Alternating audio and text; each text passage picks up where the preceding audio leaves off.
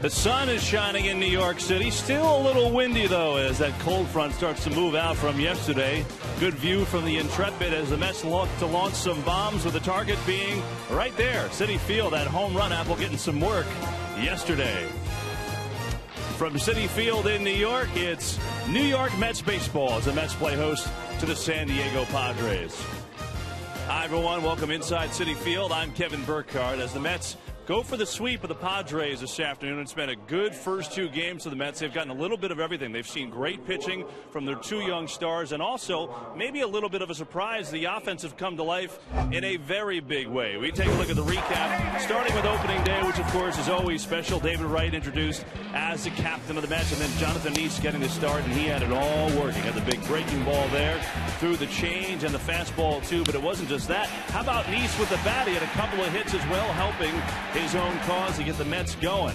But the big blow came from Colin Cowgill, the exclamation point, with his first career grand slam. And the Mets blew it open with 11 runs on opening day, but it wasn't done there. The feel-good story of the day, how about 14-year minor leaguer Scott Rice making his major league debut, and it was a beauty, too. 2 strikeouts with that power sinker. It was an 11-2 Mets victory on opening day. Last night, temperatures were utterly ridiculous. Cold and very windy. Didn't matter to Matt Harvey, who came out and flat-out dominated. 10 strikeouts for Harvey, who had a dominating fastball up to 97, 98, and the Padres were befuddled only 1 hit. Mets, though, got plenty of hits. Long balls, in fact, like Lucas Duda bombing the Pepsi porch, his first of the year. John Buck going oppo, getting his first as a New York Met, and then the long shot of the night. Ike Davis hitting the Shea Bridge, and then some. The Mets exploding again for an 8-run performance in an 8-4 win. And how about the Mets offense through 2 games? You're talking 19 runs here. That ties a franchise mark for the most runs ever in the first 2 games of the season. Then, of course, runners in scoring position. How about 10 of 19 to start the season for the Mets? Yeah, you'll take that, especially for a Mets team that was 20th in Major League Baseball in that department. So as the Mets go for the sweep this afternoon, on the mound is Dylan Gee, the 26-year-old who's making his first start of the year, and it's a special circumstance for him. Remember, Gee had a real good first half last year and had a great last start of the first half when it was discovered that he had a blockage in his artery. Had to get that blockage removed. In fact, had to have that artery repaired at a hospital in St. Louis in July.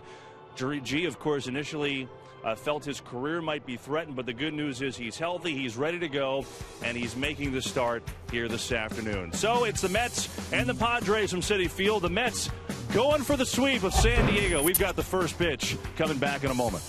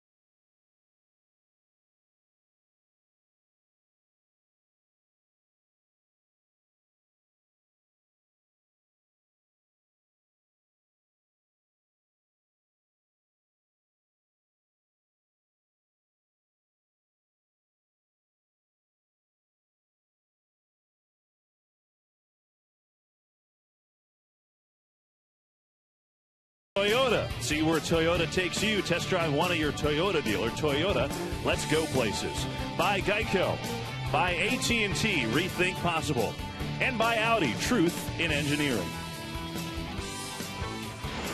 Get to Citi Field for opening weekend. The Mets host the Marlins tomorrow at 7:10, and then this Saturday and Sunday at 1:10. Tickets start at just $12. For the best prices at Mets.com or at 718-507-TIXX, the only place to get tickets through Game Time. Take a look at the Mets' upcoming schedule. Of course, the Marlins coming in for 3 this weekend, and then the Mets go on their first road trip, a long one, to Philly, to Minnesota, and then to Colorado. You can listen to all Mets games on Sports Radio 66 and 101.9 FM, Sports Radio WFAN. Mets getting set to try to sweep out the Padres from Citi Field. Dylan G has the first pitch. Gary and Ronnie with the call when we come back.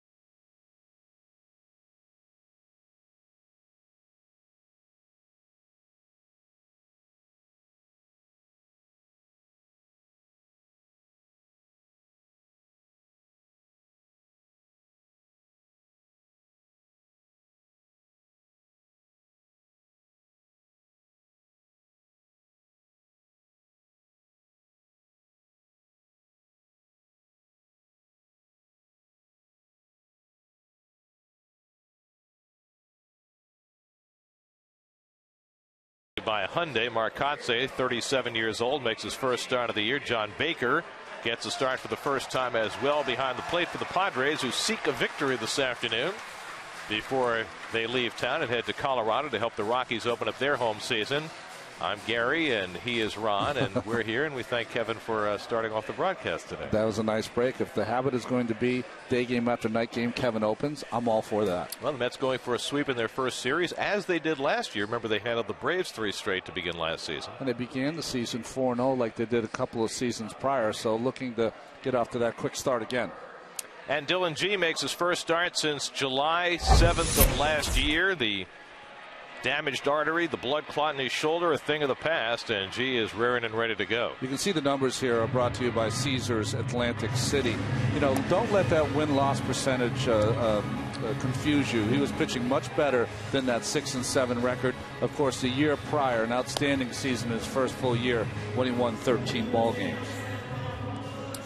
And look at the Mets, Lexus Mets defense. You see Marlon Byrd in right field's gotten off to a great start. He's played over 1,000 games in the outfield in the major leagues. Duda and Calgo combined, 200 games. The hottest had a couple of errors. The weather might be a problem with that. Wright, of course, Turner in there for Murphy. Terry Collins said we just want to get him some at-bats. Davis for the home run off a lefty last night. And John Buck back in there, day game after a night game. And the Mets debuting their new orange billed caps. Of course, they had the Mr. Met caps that they wear during batting practice and they wore during spring training, but this is the first time they've worn these orange caps with the blue caps with the orange bills and the NY logo on the front. Marvin Hudson is your home plate umpire. Jordan Baker, rookie umpire at first. Tim McClellan, the dean of umpires in the majors, at second. And Jerry Meals, who had the plate last night and did a terrific job with Matt Harvey, is at third. Harvey able to relax today after as good a first start of the season as you can have. And if it wasn't for Everett Cabrera with that base hit earlier in the game, we might have been trying to make some history in last night's game. Whenever a team loses a couple in a row here to even to start the season, Cabrera has great speed. You got to take the bunt away. They're going to try to be aggressive today. And David Wright in tight as G throws the first pitch of the day, and it's a fastball in for a strike. And we're underway. Cabrera 2 for 6 to start the season. Switch hitter who's a much better left-hand hitter than Wright. Cabrera, Venable, and Kotsay for the Padres on a sun-splashed afternoon in New York. 47 degrees at game time, but the big factor compared to last night is the wind has died down after 35-mile-an-hour gusts last night. It is a gentle breeze that is blowing today, and if you sit in the sunshine, it's a comfortable afternoon. And Cabrera takes one that just misses, 2 balls and a strike. Dylan G last year made tremendous strides in a lot of areas, but it's probably best exemplified by the way his walks decreased and his strikeouts increased last season. 2 years ago, in what was a fine rookie season, he had 4 walks per 9 innings. Last year got it down to 2.4. Rookie year, 6.4 strikeouts per 9 innings. Last year, 8. Behind 3-1 on the leadoff hitter, and he promptly walks Cabrera to start the ball game. Well, of course, that was going to happen after relaying that stat. The thing about Dylan G, though, this is some of the things that bothered him the entire spring training. His control was off, especially his ability to locate his fastball. His second to last start of the spring, he finally kicked it in through 6 scoreless innings, but then he struggled in his last start. So he's been finding his rhythm more than anything else, I think. So an immediate base runner, the defending National League stolen base champ Cabrera, is aboard, and Will Venable the batter. Venable 1 for 4 to start the season. Cabrera last night, of course, with that big lead, picked off by Matt Harvey after getting that base hit. I like Matt's comment about the pickoff move. He said Ike Davis was teasing me that I had no pickoff move, so I had to show that I had one. It's tough to silence Ike, you know.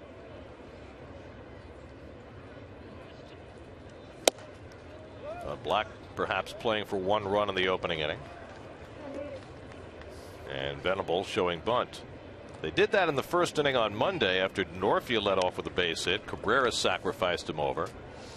See the defense up the middle. You can see Turner's in a little bit because of the speed of Venable and Cabrera, of course, at first base.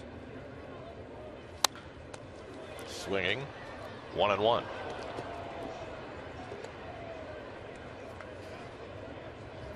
The Padres last year were second in the National League in stolen bases, with Cabrera leading the way and leading the league. Cameron Maben, Will Venable right behind. It's a team that plays in a ballpark that does not cater to power, so they have to use the speed game, although it should be a little friendlier for the hitters this year when the Padres get home to Petco Park, where they open on Tuesday against the Dodgers.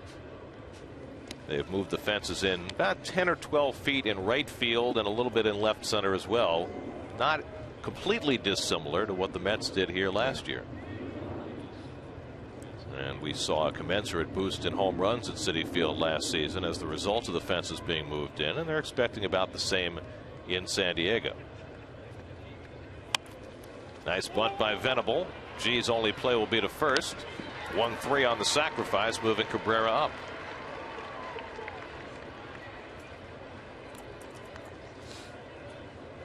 You know what's interesting about having Venable bunt there, Cabrera, we just showed you the graphic, 44 steals last year. It's not like Dylan G is quick to the plate. I would let Cabrera try to steal that base, have Venable either get him over or knock him in. Remember, Chase Headley is not in this lineup. He's the guy who's the RBI guy, so you're asking guys who did not drive in tons of runs to do it this year. And Carlos Quentin is out of the lineup today as well. He's sitting with his knees that need a little rest from time to time. Had a couple of knee surgeries. So Mark Kotsay getting the start and batting third, and Kotsay swings and misses at the changeup from G. 0-1. The one advantage you have here, as you see this changeup to start, Kotsay really sitting on a fastball on that first pitch.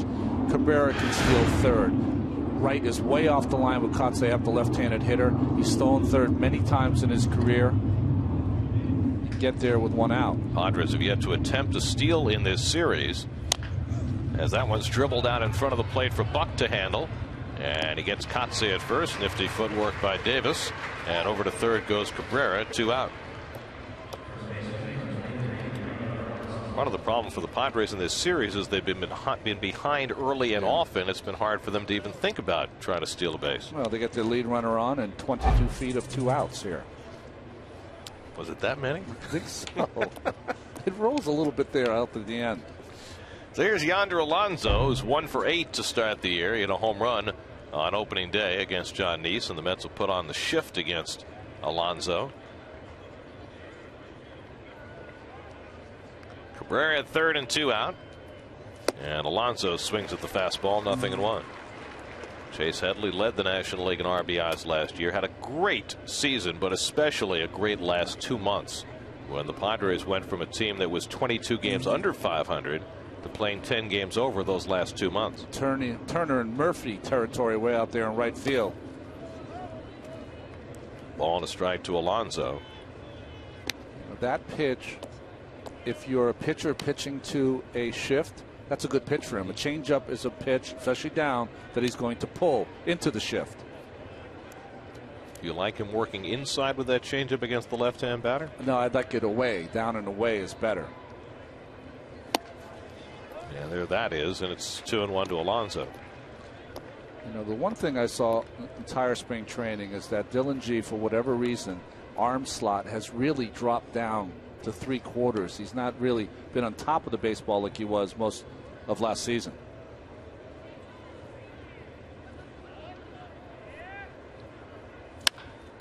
And Alonso pops one up into shallow left center. Colin Cowgill looking through the sunglasses, and Duda comes over behind him as Cowgill makes the grab to end the inning. A leadoff walk. G works through it. Mets come to bat in the bottom of the first with no score.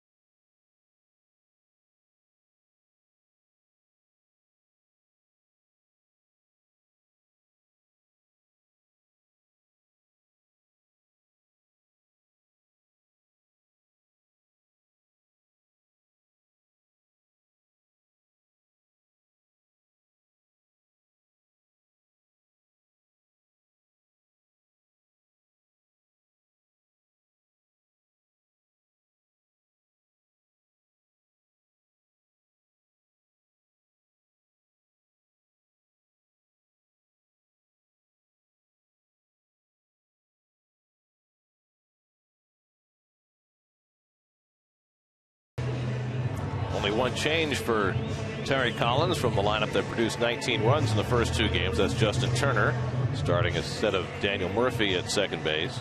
The other guys who haven't started games, Baxter, Valdespin, Neuenhuis, Anthony Recker, the backup catcher, should all get starts at some point over the weekend against Miami. You can see Eric Stoltz's numbers here presented by Toyota. The one thing you see, that great ERA in those 14 starts down the stretch for the San Diego Padres last year after being picked up on waivers from the Chicago White Sox. Colin Cowgill leading off. Cowgill 2 for 9 to start the year, including his opening day grand slam. And the corners are in against him as Stoltz throws the off-speed pitch for a strike. Mets have seen Eric Stoltz before. In fact, he made his first major league start against the Mets at Shea Stadium back in '06 when he was with the Dodgers. And that curveball just misses 2-1. 6 innings, only gave up a run, was outstanding in that game. This is the 7th different year that Stoltz has been in the majors. It's the first time he's ever been on an opening day roster. As Cowgill fouls it off 2-2. I asked Mark Grant, who does the television for the San Diego Padres and one of the great guys of the game, I said, I've seen Stoltz, but has he changed at all? He said, yeah, he's got like 3 different changeups, 3 different fastballs, a slow curveball, a fast curveball. He's got about 9 pitches in total. Well, he averaged less than 88 miles an hour on his fastball last year, and if that's who you are, then you need to find some other weapons. But what Stoltz did really well last year to create what had been his best big league experience was he got tougher against lefties. 3-2, and Cowgill hammers one on the ground, and Cabrera slings it to get Cowgill for the first out.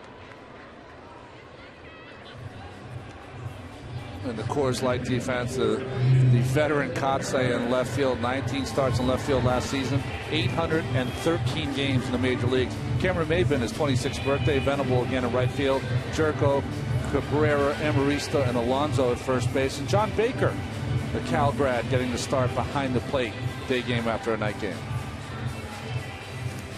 Justin Turner makes his season debut. It was undecided until Sunday, the day before the season, whether Justin would make it to the opening day roster.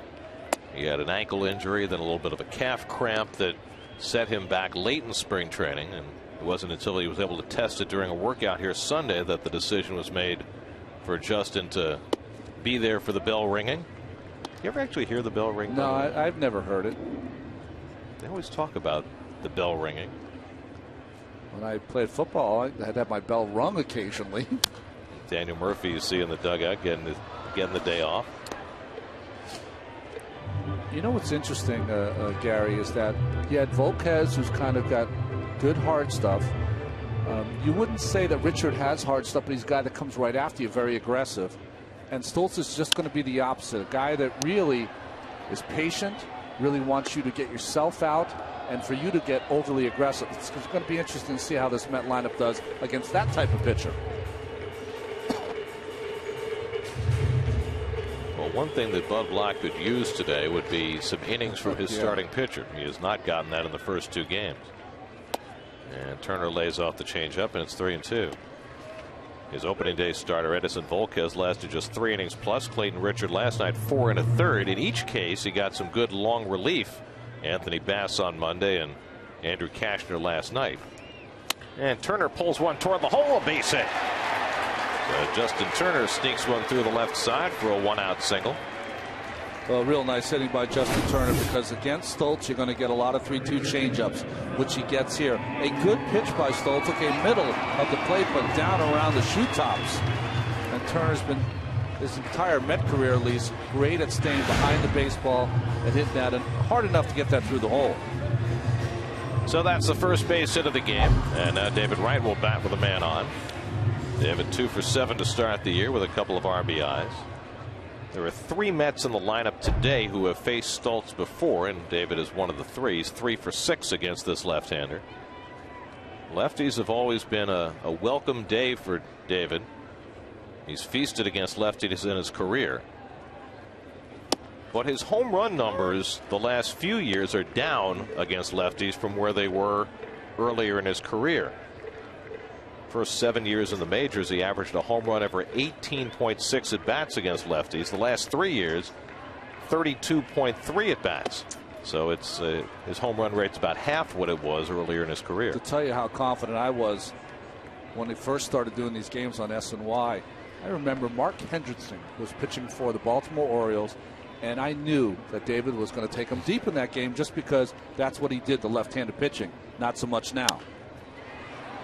Well, what he's done better against lefties, I think, especially last year when he was hot the first half, is taking that outside pitch and driving it to right center. I think what has happened, Gary, to help that stat along and see Ike Davis on deck, his left-handers just refuse to challenge him anymore. So he's seeing a lot of balls on the outside part of the plate and down. If he's going to get his hits, he's got to go that way. 88 miles an hour, the hardest pitch Stoltz has thrown so far. Running deep counts to each of the first three hitters.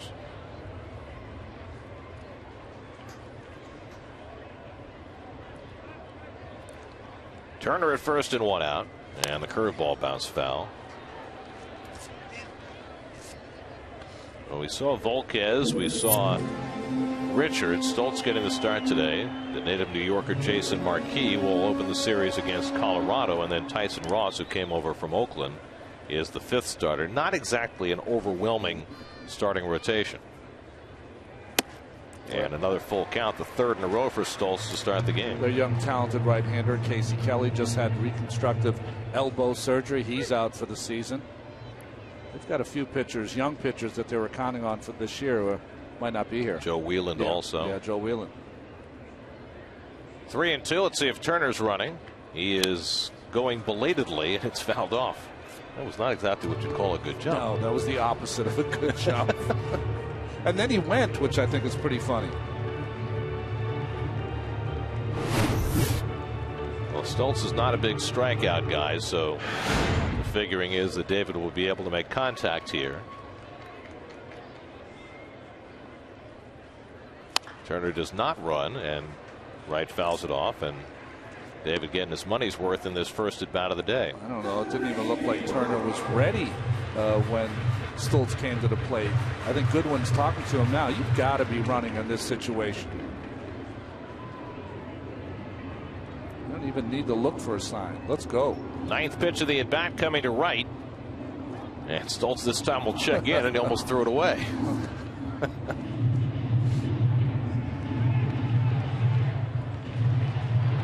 Eric Stoltz, 33 years old, grew up in Indiana, went to Bethel College, which is just outside of South Bend in Indiana. And that's in there for a call strike three. David didn't think so, but Marvin Hudson rings him up for the second out. With a shake of the head, David asking about that pitch. Fools him and comes with the fastball. David thinks not only is it in, but it's down. Let's see if it catches a part of the plate. Real close. Maybe too close to take. Tough pitch. Looks above the knees there when you see it from that replay. So 2 out in the inning. Turner's still at first, and now Ike Davis, who crushed a 2-run homer last night that nearly made it to the Shea Bridge out in right center. But what was significant about Ike's home run, grouped with Lucas Duda's home run, is that they both came against left-handers. And between them, they hit just a dozen against lefties last year. Whenever you look at the defense, you always have to keep in mind who's pitching. You have a left-hander pitching against Davis. Most of his pitches are going to be away, especially a soft tosser. So the defense is straight up as opposed to against right-handers playing weight shifted to the right side.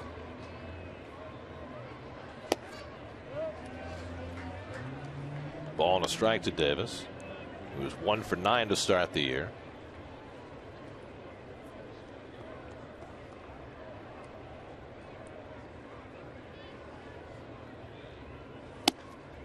That's a great angle, particularly with a left-hand batter at the plate. Just gives you a great view of that pitch. The best view we had was last night when Clayton Richard threw that sinker down and into Lucas Duda. Result, 2-run home run. Halfway up the Pepsi porch. So now Stoltz 24 pitches deep in this inning, a chance to get through it, but he misses badly, and Baker does well to keep that from going to the backstop. 2-2. Well, it's not a cold day today. You can't ask for a better day if you're going to play in the Northeast. But for these control pitchers, I know that Terry Collins was talking about sometimes you grab the baseball, it feels like a cue ball. Sometimes tough to get the grip.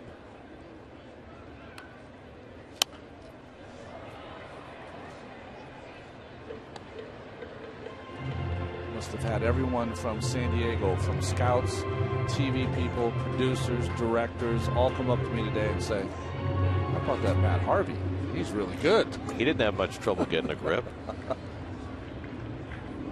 You see the numbers for Ike last year against lefties, something he needs to remedy this season. Again, the 2-2 from Stoltz, and that's in there for a call, strike 3. So just like right before him, Stoltz gets Davis looking at a fastball. Back-to-back strikeouts to end the inning. No score after 1.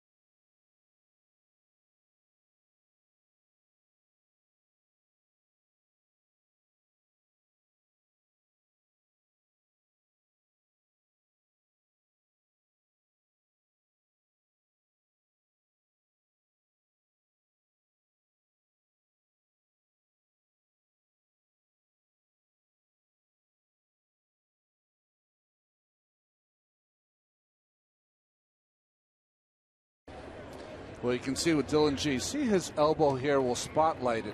The thing about it, if you watch Harvey throw, that hand is, his arm and ball is before that elbow. With Dylan G, his lags a little bit, and that's why he's under the baseball. Turner doing a nice job using his glove to shield the sun, and picks off Jed Jerko's pop-up for the first out. So I think it's one of the reasons that Dylan G has a good changeup, because he kind of gets under the baseball, but you can become habit forming where you get underneath it with your fastball, and that's why he's had trouble locating it. Now he faces Alexi Amarista, who's 0 for 6 to begin the season. And the corners pinch in against the threat of the bunt as Amarista takes a fastball for a strike.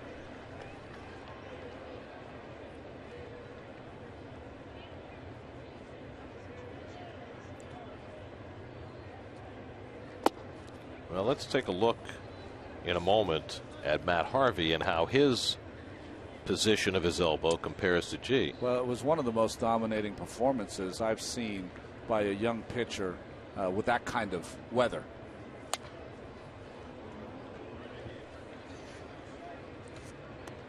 And how do you fix that if you're Dylan G? Don't overthrow. Because when he gets underneath the balls, because he's trying to overthrow, which doesn't allow his hand to catch up and get out in front. So if he throws more like 90%, 85% as opposed to 110%, that fixes that problem.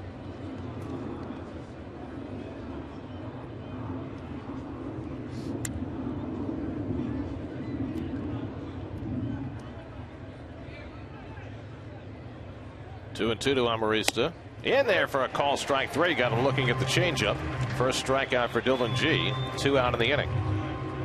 When you talk about Matt Harvey, is the thing about it. When you watch him warm up before the game, he really practices on getting on top of the ball, getting the ball in front. And last night was probably the best I've seen him not only locate his fastball on the outside part, that ball right there, but also elevated the fastball early in the game to throw it by these Padre hitters. And then as the game went on, I remember Kevin asking him last night, started to break in the changeup and curveball as he went along. Well, we probably overused the term electric, but he was electric enough to light a furnace last night and keep us all warm. That's right. Cameron Maybin today celebrating his 26th birthday, looking for his first hit of the season. And he takes it wide. And G behind him 2-0. Well, the Mets had that long bottom of the fifth when they batted around, scored 4 runs. Matt Harvey went back out there, got 6 up and 6 down. And Terry Collins asked him after the game, how were you? He said, I was freezing in the 6th inning. Here's your Toyota tweet of the game from Matt Harvey's admirer David Price, who says that Matt is his new favorite pitcher outside of teammates. What was that sent to? James Shields, maybe in Kansas City? Well, considering what Evan Longoria has been saying about the former Rays, it's interesting, isn't it? Right, with a nice spin around to throw out Maybin. 1-2-3 inning for Dylan G. So he's retired 6 in a row after a leadoff walk.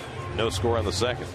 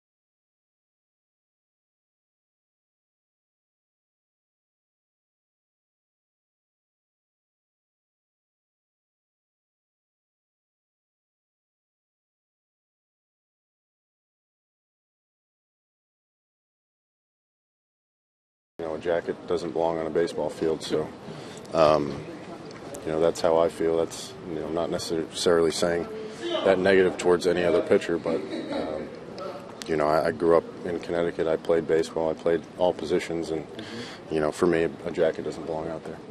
And so Matt Harvey eschewed the jacket when he got his second inning single last night. Marlon Byrd leads off the home second and takes a strike. He's thrown down, though, for the other 4 starters. Well, I found it interesting last night because you're a guy who's always felt as though the jacket doesn't belong, but you were ready to give the pitchers a pass last night. It was so cold. I was, but it was proud to see him say no to being offered the jacket. I'm fine. I don't need it. You see the umpire in the hood and Harvey saying no to the jacket. Quite a defensive position. I'll tell you where that comes from. His dad's a coach, spoken like a true coach's son. And the first time he probably was in Little League, got on base, and someone brought him a jacket. As soon as he got in that car after the game and sat with his dad for that drive home, his dad probably said, if you ever ask for a jacket on the bases again, you might as well go out for basketball. It sounds to me, Ronnie, like you know whereof you speak. I don't know. I'm just, you know. Being a coach's son yourself. I've had that drive before, yes. Well, Matt acquitted himself in every conceivable way last night. Almost as if to say, sophomore jinx. What sophomore jinx? Marlon Byrd strikes out. That's 3 straight strikeouts for Eric Stoltz. And the first out of the home second. Who would think that Stoltz would have 3 straight strikeouts on 3 fastballs? One that's spotted inside the right, one away to Ike Davis, and now up and in to Marlon Byrd. So now Lucas Duda, who had a double and a 2-run homer last night.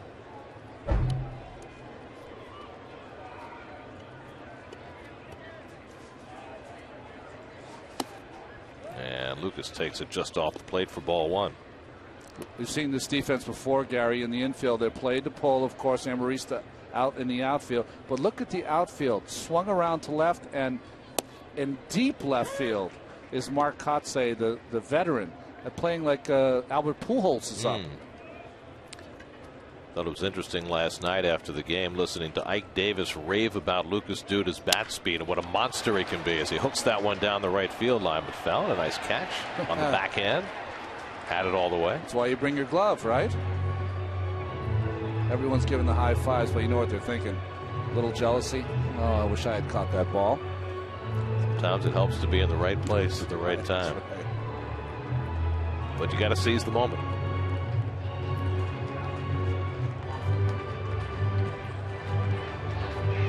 By the way, I'm looking at the scoreboard, and Mike Pelfrey is making his debut for the Twins this afternoon in Minnesota, where I'm sure it's a nice frosty afternoon. Let me catch it and see what. Oh, different number for Big Pelf. 37. Now let's see. It's Thursday, which means he'd be scheduled to pitch again Tuesday, Sunday, maybe. Maybe. So the Mets might get Pelfrey unless they don't keep him on the regular day. Duda down swinging. That's 4 straight strikeouts for Eric Stoltz, who last year struck out just 55 batters in 99 innings. Well, this one, though, a breaking ball from Stoltz. A little tight slider, middle of the plate, moves off the plate. I would have to say that Pelfrey probably has some interest in the weekend games, wouldn't he? That's what I'm thinking. Wichita State. Who are they playing? Louisville? Yeah, they get Louisville. Good news, bad news kind of deal. Here's John Buck, who's off to a great start at the plate. Buck 4 for 8, a homer and 4 RBIs in the first 2 games. By the way, did you notice Pelfrey wearing number 37? You don't suppose he always wanted 37, but couldn't get it here because it's retired? That's right. I didn't know. There's a good changeup by Stoltz, and it's 1-1. I know it's retired, but it's interesting. Well, what's fascinating about Pelfrey, of course, is that he's coming back less than a year after Tommy John surgery, which is rare for a starting pitcher. Remember, he came out, we were on the road. I don't know whether it was Philadelphia. Another bullet by Buck, who's been hitting them for 3 days now. And he's got himself a 2-out hit. Been line drive after line drive off Buck's bat. You know, a lot of times when you do the job that we do, you see a player play, and Buck was in Miami, and you say to yourself, boy, you know, he's got some power, but he's not much of a hitter. And Terry Collins said something today that I think I forgot. A couple of seasons ago, Buck was one of the best catchers, best hitting catchers in all of baseball. By the way, just to complete the thought on Pelfrey, he couldn't get 34 in Minnesota. It's Kirby Puckett's number. That's right. Come on. Here's Ruben Tejada, 2 for 8 to start the year. Buck at first and 2 out. Of course, we first saw John Buck when he hit that home run off Pelfrey, that grand slam home run. But 49 home runs the last 3 seasons is just behind McCann and Wieters for home runs amongst catchers. Hit 12 last year with Miami.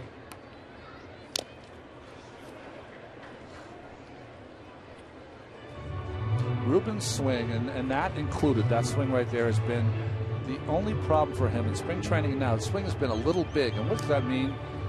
Well, it means it's long. It means that he's almost over swinging, and you see he has no balance and he falls over. That tells you that, you know, he's just trying to hit the ball too hard, too far, as opposed of kind of playing pepper like he did last season. Well, he got a little excited after hitting that home run against Steven Strasburg, his first at bat of spring training. We saw that with Jose Reyes from time to time. When he'd hit home runs, all of a sudden he'd get a little big and a little pull happy. You have to rein guys like that in. All you have to do is show them end of the year results. If you decide to have a big swing, you're going to have 5 to 7 home runs and bat 240. And if you have 1 or 2 home runs, you have a chance to bat 290 to 300. What would you rather do? That's an easy one. Some guys can do that, though. They can decide they want to have a better power. You remember when Wade Boggs decided to be a home run hitter? Right. Hit like 24 one year. Still hit 350. Yeah. Well, they used to marvel at his batting practice because he could routinely hit the ball out of the ballpark. The one I think about now that no one thinks is a home run hitter because he's not is Ichiro Suzuki, who will do that in batting practice also. Well, especially in the ballpark he plays in now. Right. 2-2 to Tejada. And Stoltz misses with that changeup, and it's 3-2. It's already the 4th full count for Stoltz in the first 8 batters. That's why he's already up to 46 pitches with 2 out in the second. Big out for Stoltz to get to have the pitcher lead off the next inning. Pitcher up next, 3-2 count. Almost sure you're going to get a changeup here. Buck will be on his way. And Tejada takes ball 4, and so the Mets will clear the pitcher's spot. First walk given up by Stoltz. Tejada was 0-2, and he works out the walk. The caveat, I have to say, I was wrong there. He went after him with a fastball, but out of the strike zone. That's one of those things that'll drive a pitcher and a pitching coach crazy. You got 2 out, an 0-2 count on the 8-hitter, and you lose him to a walk. So Dylan G will bat. G had 4 hits last year. Batted 148 with an RBI. You can only try to contain the Mets pitchers at the plate so far. Well, John Neese was 2 for 2 with a walk on opening night. And now Matt Harvey got a base hit his first time up. It was the first time the Met pitching staff had ever begun a season 3 for 3. But things have already started to even out.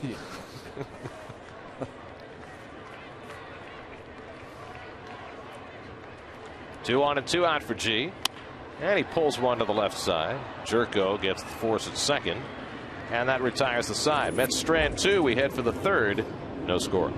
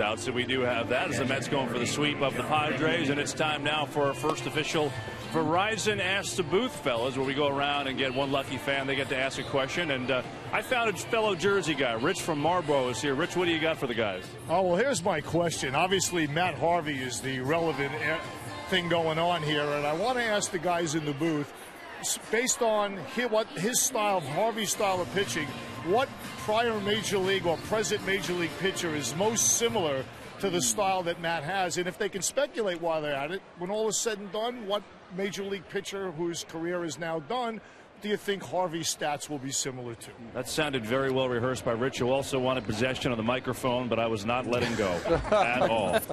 Guys. Wise on your part, Kevin. It was like a pacifier, right, Kevin? Hey, okay, I'll answer that. I think that now, you know, I'm not the kind that wants to put so much pressure on a young pitcher.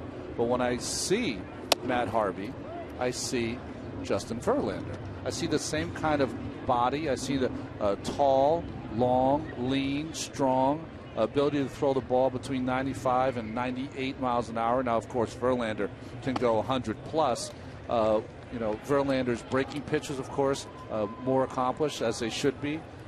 His changeup, more accomplished as it should be. But that's someone I think Matt Harvey should try to emulate as he goes along. The one thing that Verlander does that I think Harvey should never lose sight of, he uses his fastball. He's very aggressive, and that's what Matt was last night. And also, like Verlander, he, at least last night this was the case, was able to work at 92, 93, and get to 97 when he needed to. There you go. G handles the comebacker from John Baker and gets the out. That's 7 in a row retired by G. You know what I mean? Yeah, no, absolutely. And we've talked in the past about the fact that Harvey wants to go deeper into games. And part of that is about lowering pitch count and getting quick outs, but the other piece is being able to pace yourself. Yeah, and there's a quiet confidence. I think the interesting thing about Harvey says a lot of interesting things. You know, he aspires to be great. He doesn't mind talking about that to whether it's reporters or his teammates or coaching staff. And Terry Collins said something very interesting. He said, you don't talk about those kind of things unless you're willing to pay the price to be that good. And I think that's you know, that's that quiet confidence, sometimes not so quiet, that Matt possesses. I think he shows the signs of a guy who not only takes his job very seriously, but the kind of guy who raises the level of the people around him because of that seriousness. As Stoltz goes out on strikes, second strikeout for G. You know, and again, you hate to compare him with greats of the present or past because it does put pressure, but you know, the stories are legendary about back in the 60s when the Mets were losing all the time, and Tom Seaver came in and said, wait a second, that we're not going to tolerate that. Oh, I've never been a loser my whole life. Why should I be now? Because right. You guys have been losers. Exactly. I'm not feeling that story. And you know, Matt exudes that. He really does. And you know, as you say, he's fairly quiet now, but I think that's going to change as he gets a little older and more, you know, more secure in his position here. And he's also going to hit the snag. And the snag is going to come, whether it comes this year, next year, whatever year, where you lose your way for a bit. The great ones get out of it quickly. Not so great ones take some time. I mean, we're talking about a guy now last night. G able to get the glove on it and makes the play on Cabrera. I'll talk about that later because it's too long. He looks all right. He came back quickly. And found the heel of the leather.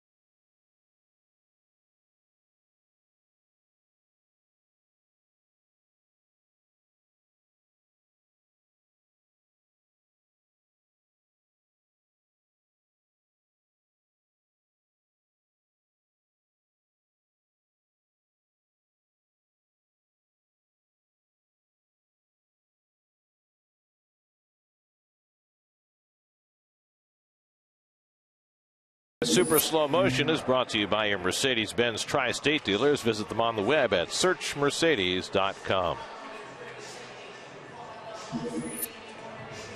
Top of the batting order, Colin Cowgill leads off for the Mets in the home third against Eric Stoltz, who struck out 4 in a row between the first and second inning, but has thrown 49 pitches already through the first 2 innings, which is the last thing that the Padres needed to see today, with their starters having gone out early each of the last 2 days. Cowgill bounced out to short his first time up. Justin Turner and David Wright to follow here in the bottom of the third. Mets have 2 hits. The Padres have none.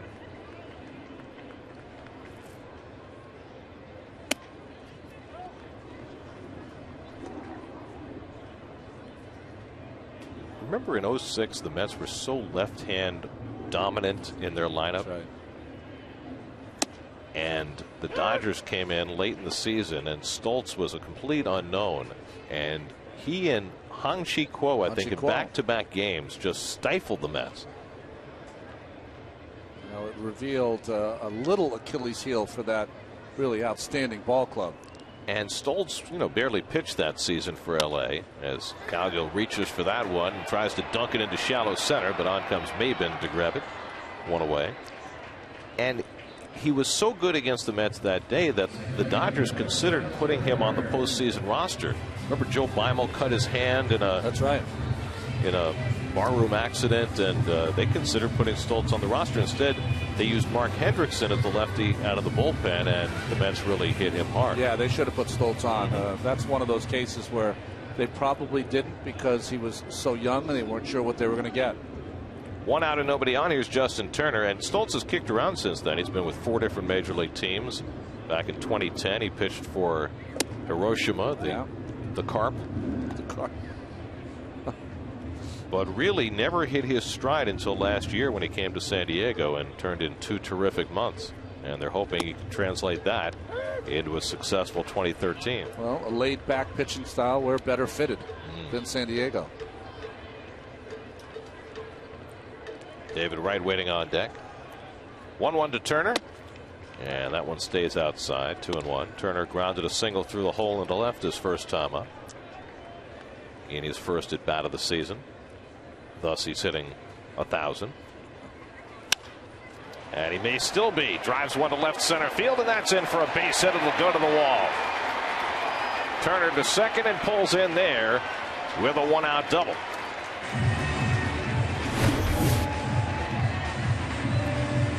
Well, just a little changeup on the outside part. Really one-handed when you watch this swing by Turner as his right hand comes off the bat, but catches it right on the sweet part and gets that in between the outfielders. Well, he's 2 on changeups today. Boy, Terry Collins, he's playing blackjack. You like this, right? Whatever you say hit, he gets the right guy. Well, the Mets scored 19 runs their first 2 games of the season, tying the most ever for the first 2 games. And with the Padres only scoring 6 in the 2 games, that's a 13-run differential in the first 2 games, which is the best ever for the Mets in the first 2 games of the season. And 4 runs late in that ballgame.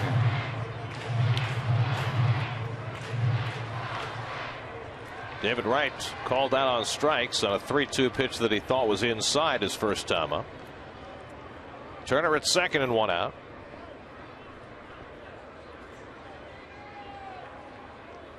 Mets so far today 0 for 1 with runners in scoring position. That was Dylan G last inning.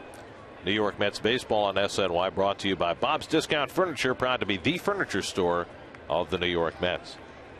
In the first 2 games, the Mets were 10 for 19 with runners in scoring position. That might be an unsustainable pace. That's right. I think it is. Interesting swing there by David Stoltz, even though he struck him out inside. Ike Davis on deck, pitching him mostly away here with the runner on second base. David trying to go to that right side. Very smart. Take your base hit if he's only going to work away. Big hole on the right side with Amarista staying close to the bag at second. And Stoltz comes upstairs, 2-1. That's just a show me pitch. He wanted to miss with that ball up and in. If David swung at it, great. If he doesn't, back outside. You see the numbers from the first 2 games, a ridiculous 10 for 19. Now it's 10 for 20. And Wright takes high, and it's 3-1. Although if they do keep that pace, we'll be playing some meaningful games in September. Might be playing some long games, too. That's right. Well, first base open here. You got the left-hand hitter on deck. So what does Stoltz do here against Wright on 3-1? Well, he's going to be careful, extra careful. And I think for David, he's just going to have to be patient. Make sure the ball's up in the strike zone. He keeps it outside. David stops the swing. Ball 4. So Wright is on with the second walk given up by Stoltz. That was an intelligent bat by David. You know, for you people that are watching the game, sometimes as a hitter, you know that the pitcher does not want to pitch to you. And Bud Black thought that David swung there. And you have to sometimes take your walk. And that became a problem last year when the Mets slumped in the second half of the year and David started expanding his strike zone because he wasn't having a lot of help. You think David's on the bat there? Well, you could make the argument that he did, but those strong forearms got that bat back quickly. So 2 aboard for Davis, who was also caught looking his first time up.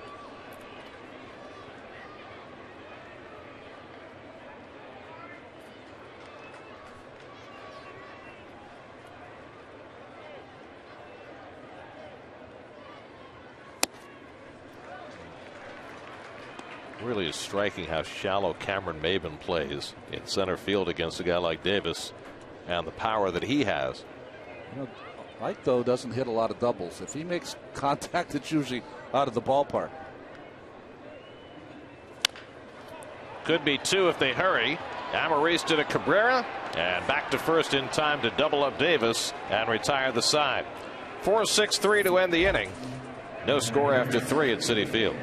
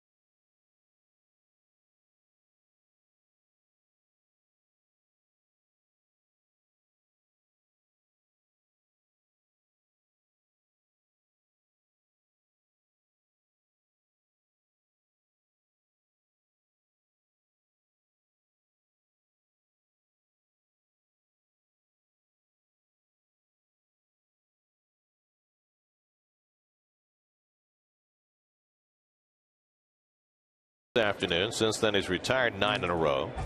Will Venable sacrifice his first time up? He leads off in the 4th inning of a scoreless game and takes a strike. It'll be Venable, then Marcotte and Yonder Alonso. 3 left-hand hitters against G. Last year, lefties were a problem for Dillon. He held the right-handers to a .219 average, but the lefties at .287, which was different from his rookie year when he was very successful against lefties with that changeup. Well, you know, around the league, what happened is they started laying off that changeup, got more fastballs from Dillon. Also, Dillon started to make a transformation and throw more breaking balls to the left-handed hitters and was getting behind in counts. Of course, that was part of the issue that Terry Collins had with G 2 years ago when he struggled the second half of the year, was that he was not throwing his curveball enough, that he was becoming a 2-pitch pitcher. And that he had to be a 3-pitch pitcher. One thing we're not saying that he used a couple seasons ago is that cutter. is not being used anymore. 2-2 to Venable, and he comes inside with a fastball. 3-2. Padres have hit only one ball out of the infield so far. That was a routine fly ball by Alonso in the first inning. In there for a call, strike 3. Got him looking at the changeup. Venable caught looking. Third strikeout for G, who's now set down 10 in a row. Mark Kotsay coming up. Let's check in with Kevin.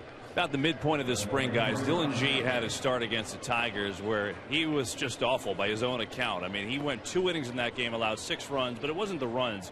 It was his control. 4 walks. He hit 2 batters, 2 wild pitches. Dylan told me it's the worst he's ever pitched. There's no question about it. And after that, he was so frustrated that he asked Dan Worthen to throw a simulated game with hitters, not his regular bullpen.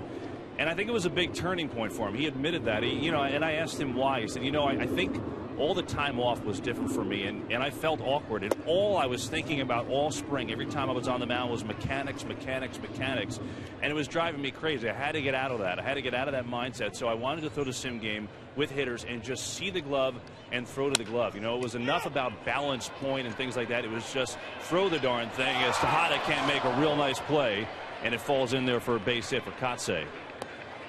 Did he try to pull a David Wright there? He certainly did. What an effort by Tejada.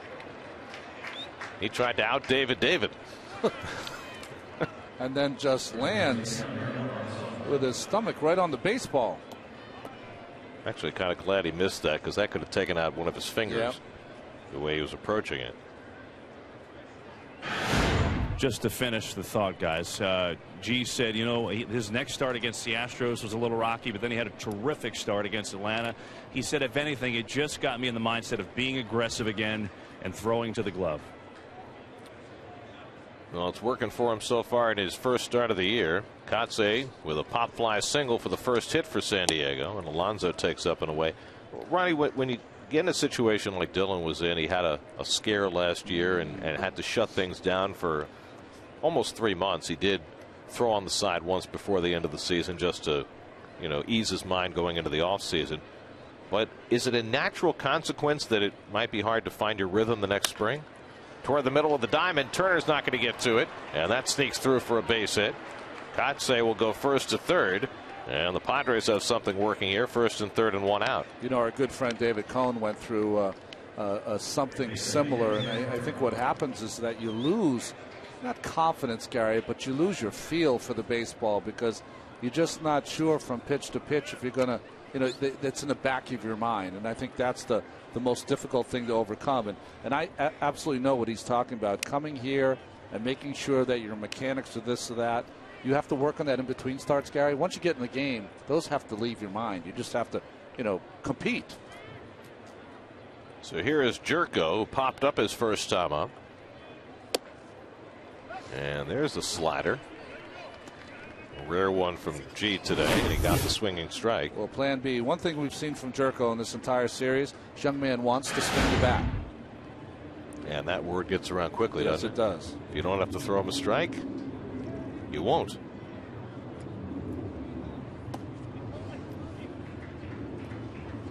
A couple of soft hits for the Padres here in the fourth. A pop fly single by Kotsay, a seeing eye hit by Alonso, and all of a sudden G in a spot where he needs a strikeout or a ground ball. Alexi Amarista on deck.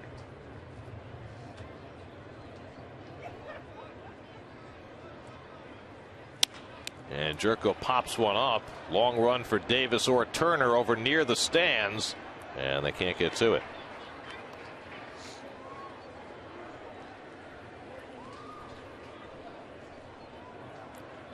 Like Turner whacked his bare hand against the sidewall there.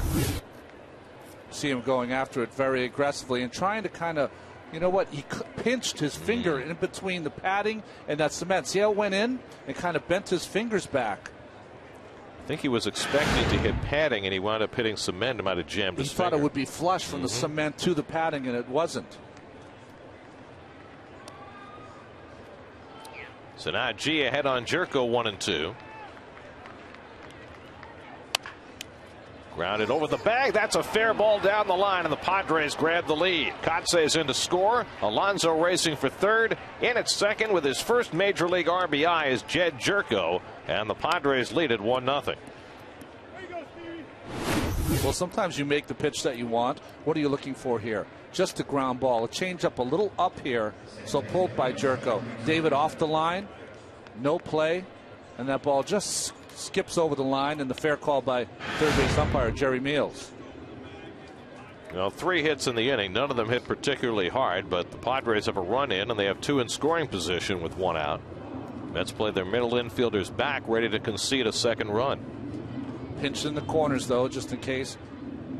Have a play at the plate by Ryder Davis. Amarista takes it up and away. Alexi Amarista took a call third strike his first time up. Well, it's the first time this season the Mets have been behind in a game. Feels kind of strange. Not a lot of speed on third base with Alonso.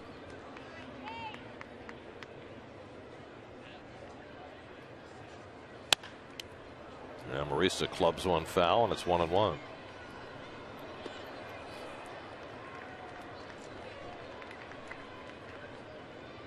Alonso at third and Jerko at second with 1 out. A run in for San Diego here in the 4th, after G did not allow a hit over the first 3 1/3. I saw Amarista bunt the first time he played in this series, and we've seen a lot of safety squeezes the past couple of years.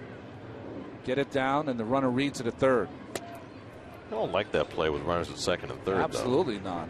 But it's been a play that a lot of, especially guys with speed, have been using.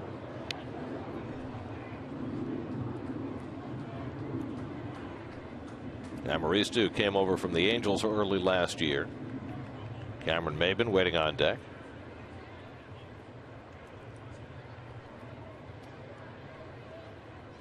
And G pops one inside and misses with it. Now it's 3-1.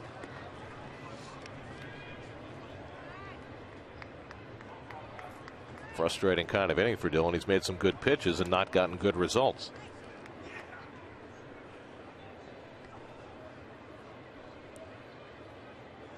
Now behind on Amarista, 3-1. Right back to G. He's got the runner trapped between second and third. And now G has to cover the plate.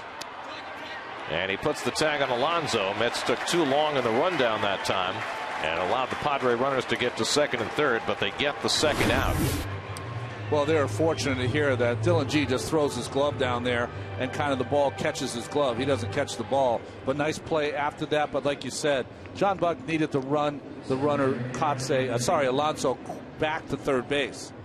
The other runners, of course, are going to advance. The guy on second is going to advance. It's really Amarista who hit the ball. Can he get all the way to first base? As soon as the runner on second sees they're going towards the plate, he advances, and so does Amarista. 1-2-5-1 on the fielder's choice. Let me ask you, Ronnie, as a pitcher on that play, are you better off doing what G did, throwing home, or are you better off running at the guy who's stopped between third and home? That was his mistake. You run right at Alonso, make him commit one way or the other, and then you have a 1 throw, 1 out. Here's Maybin, second and third and 2 out.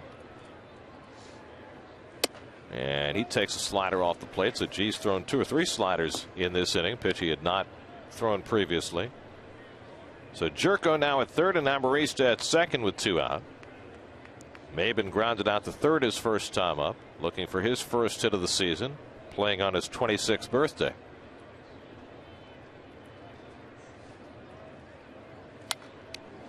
Gary, the easiest way to make that play, and I think what startled Dylan is he probably couldn't believe that he had the ball in his glove. So it was like a hot potato. He couldn't wait to get rid of it.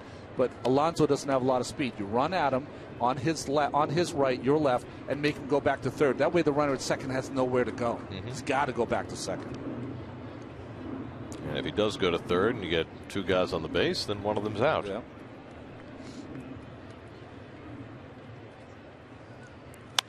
And Maybin skies one into right center. And Bird takes charge to end the inning. So G able to escape with only 1 run scoring. Could have been a whole lot worse. 1-0 Padres in the middle of the 4th.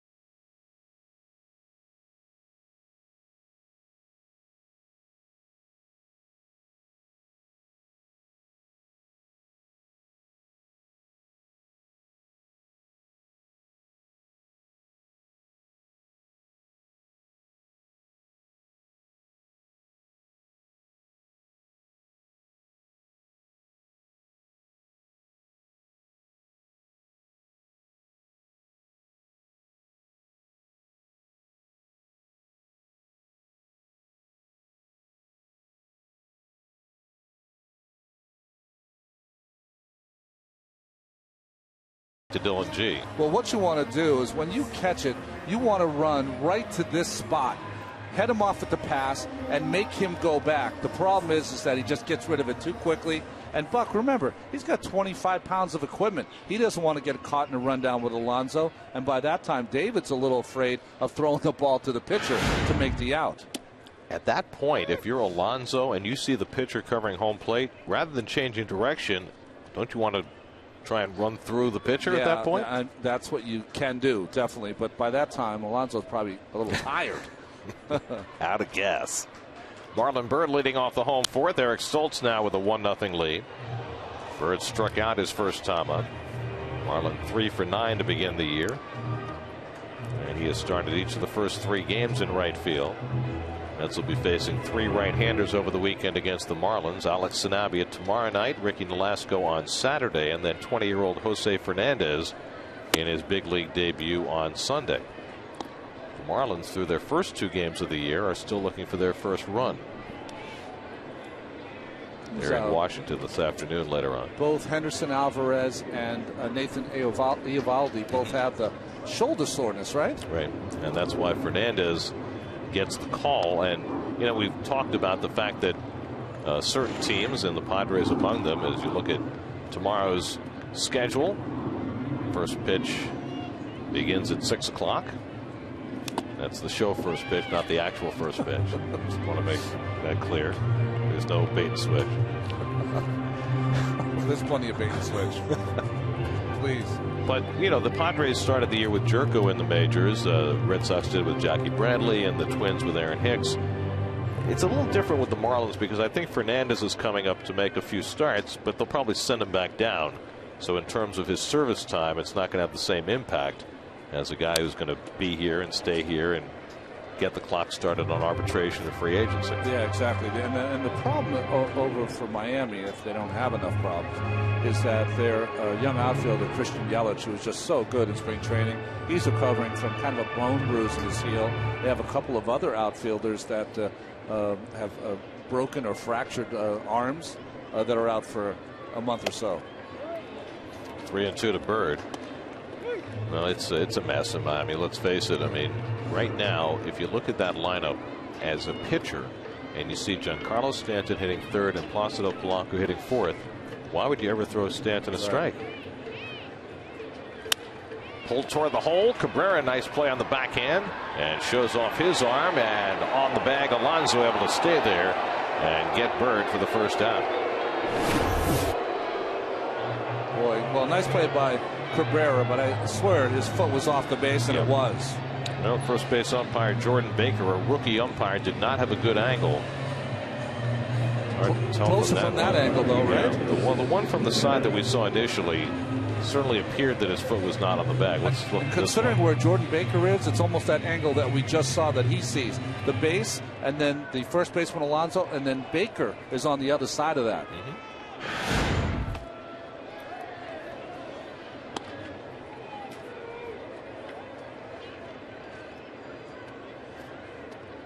So 1 out and nobody on.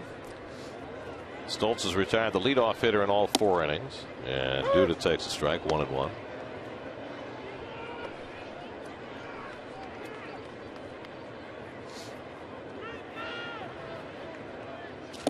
Good curveball by Stoltz, 1-2. For more on the Marlins coming in tomorrow night, let's check in with Kevin.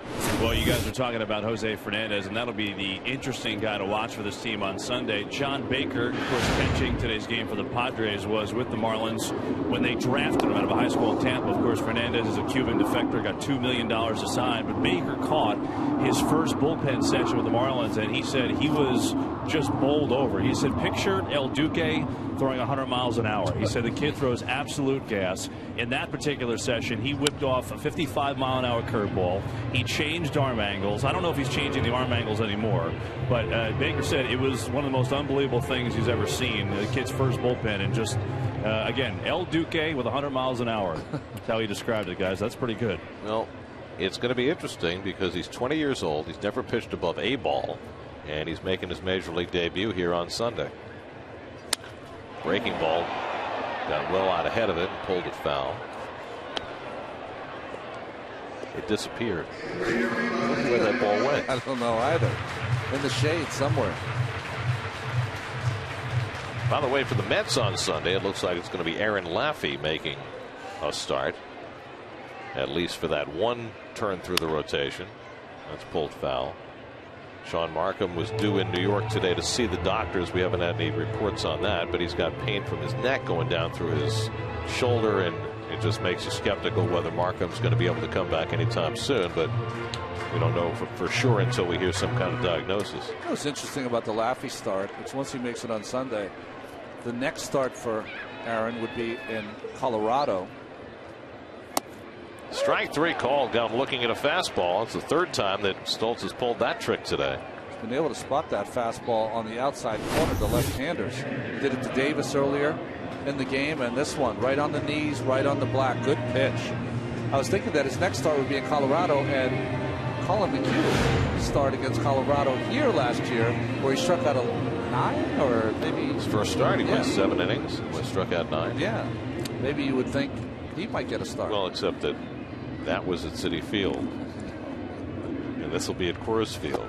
I'm not sure anybody would be happy about that start. But it's interesting because McHugh is on the 40-man roster. Laffey is not, and they do have space, so it's not a huge issue. But McHugh had a little bit of success last year, but it appears as though the Mets are looking past him and looking at Laffey, who's got more big league experience. More big league experience, and rewarding him for a strong spring training. Of course, the popular choice would be Zach Wheeler in that spot, but the Mets just don't appear to be inclined to do that early in the season. By the way, Zach makes his debut with Las Vegas tonight. They play in Sacramento. It's a 10 o'clock game, and I understand that SNY is sending a camera there, and they're going to have highlights of Wheeler's start tonight on Sports Night starting at 10:30. They're going to have Fast Kenny out there right on top of it. And we'll have some of those highlights on our broadcast tomorrow night. Just inside to Buck, and it's 1-2.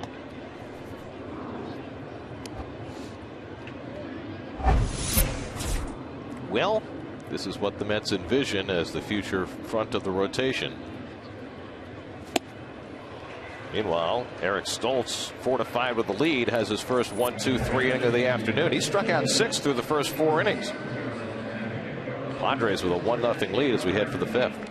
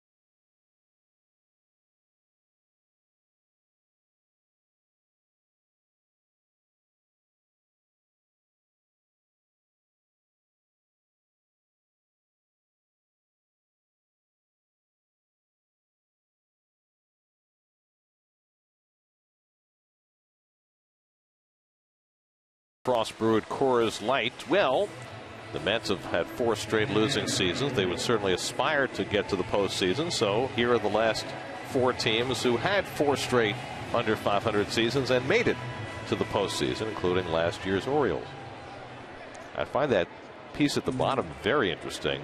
since they went to the expanded playoff format in 1995, in 17 of the 18 seasons since the playoffs expanded, at least one team that was under 500 the year before made it to the postseason. John Baker grounds one down to first. One pitch and one out for Dylan G in the fifth. Did that list have the Nationals on there too? I think the Nationals had Nationals last year, right? Both the Nationals and the Orioles were under 500 in 2011. Of course, the Nats had the best record in baseball last year, won 98 games. You know, when Kevin was doing the Verizon Ask the Booth, we didn't answer both parts of the question because I've been thinking about it. And Rich, I believe his name was, asked us a pitcher of the recent past. I said Verlander, who pitches now. I was thinking about this. I don't know what you think about it. I'm just thinking of a guy who goes right after hitters in his day, impeccable control, kind of an assertive personality. I think that Matt will have less to say than this guy. But I was thinking Kurt Schilling kind of pitcher. Interesting. Tejada throws out Stoltz for the second out. 3 pitches and 2 outs for G. Kevin, what comes to mind of? Well, I'm thinking about the the fastball velocity, the control that Harvey's beginning to show. How about Brett Saberhagen? Yeah, they're in his day as good as they got. I don't know anyone who had better control than Brett. I mean, Harvey's got a little beefier body than Sabes, who was really skinny back at the beginning of his career. On his prime, he was probably 180 pounds, soaking wet. He was a joy to watch. I mean, he was not at the top of his career when he was with the Mets, but even so, that 94 season, when I think he walked 13 batters all year, he and Andy Bennis put on a show one day in a Mets Padres game at Shea. I think they each went about 10 innings and just kept throwing strikes and throwing zeros at each other. Bennis was a horse back in his day. He was. And the Mets could never touch him. I just recently saw his brother was a scout, I believe, with the Cardinals. Alan Bennis? Yep. Played, and he was a good pitcher in his own right. That's right. 2-0 to Everth Cabrera, who's 0 for 1 in a walk. And G falls behind 3-0. Dillon has walked only 1. That was Cabrera leading off the ball game. He struck out 3, allowed 1 run and 3 hits. And taking all the way, Cabrera walks for the second time. So after getting 2 outs on 3 pitches, G walks a base stealer with 2 outs. So now he's going to have to be wary of Cabrera trying to swipe one with Venable at the plate. So that's a concentration or lack of concentration walk right there by Dylan G. By the way, we're keeping track of our old friend Mike Pelfrey in his first start for the Twins. He was down 2-0, but Minnesota gets home runs from Josh Willingham and Trevor Plouffe, and they're up 3-2 for Pelfrey in the 4th. Cabrera, 44 steals to lead the league last year.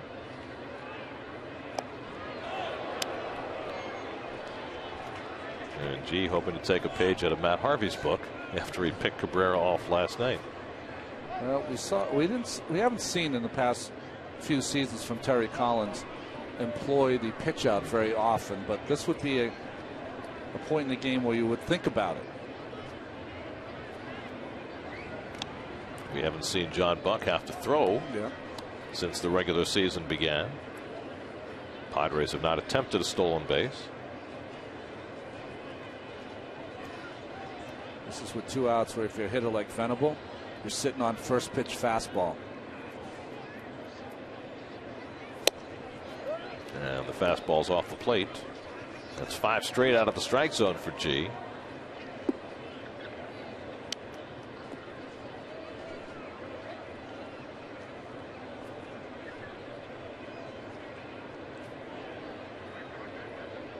Shorter lead this time for Cabrera. And that's 6 straight balls from G. And that'll prompt a trip for John Buck.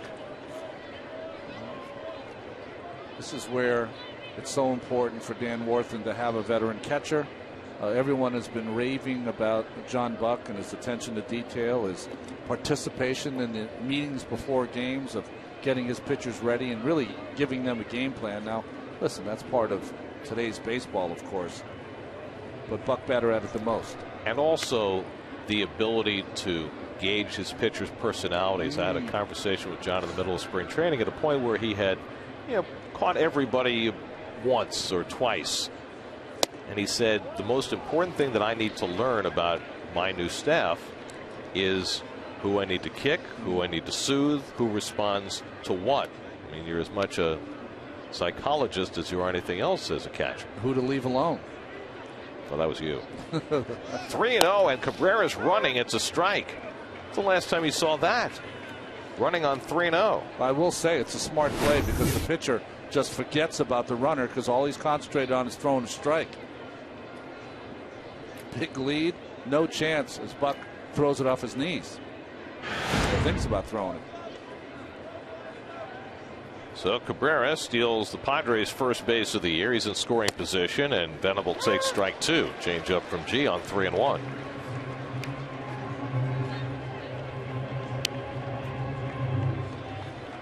Jerry's Familia gets up in the Mets bullpen. G is due to bat second when the Mets come to bat in the bottom of the 5th. 3-2 to Venable with Kotsay on deck. And he breaks his bat as he grounds one foul. Down to Dave Roberts in the first base coaching box. Did you see that the Hall of Fame, Jeff Idelson has called Dave Roberts, and they wanted his spikes from the 2004 playoffs. Most famous stolen base in Boston Red Sox history. Off Mariano. Game 4, down 3-0. Could have meant nothing. They asked him what shape were the spikes, and he said they're fine. They were just playoff spikes, so they're in good shape. Size 9, by the way. Very small, very quick feet. Yeah.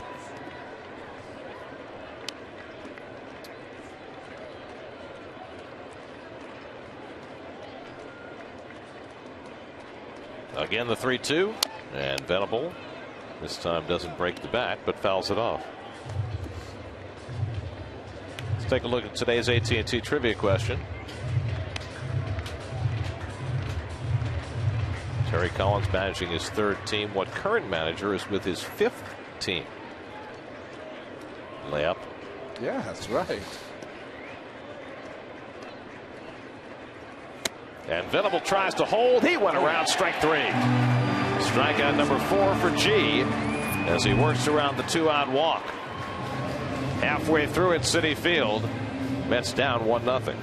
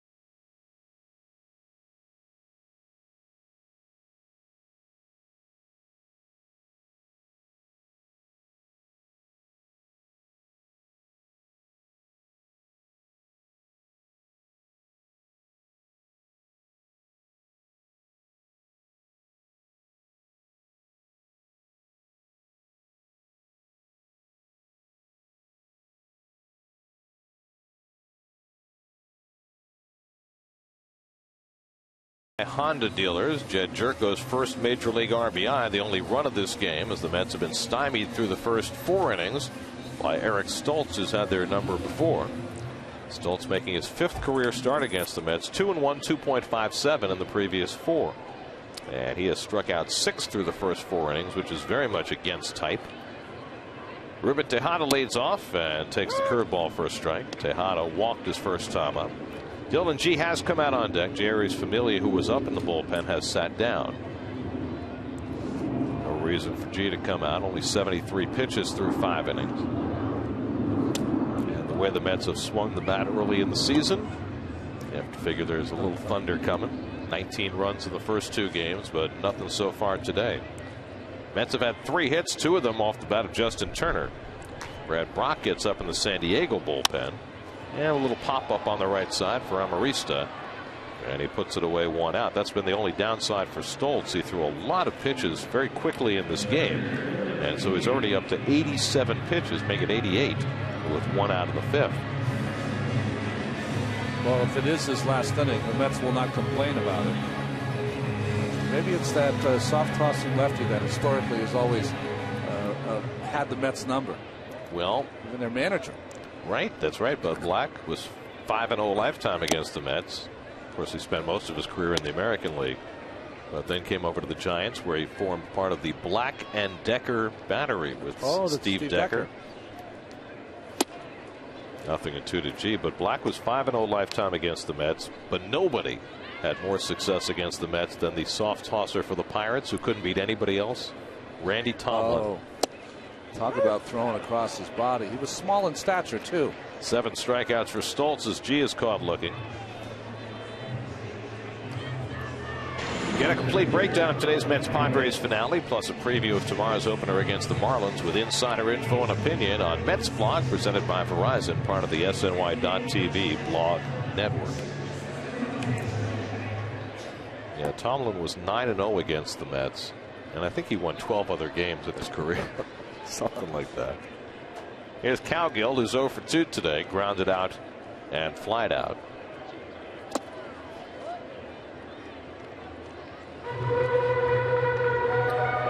Leads to the out distribution for Stoltz. 7 strikeouts, just 2 shy of his career high.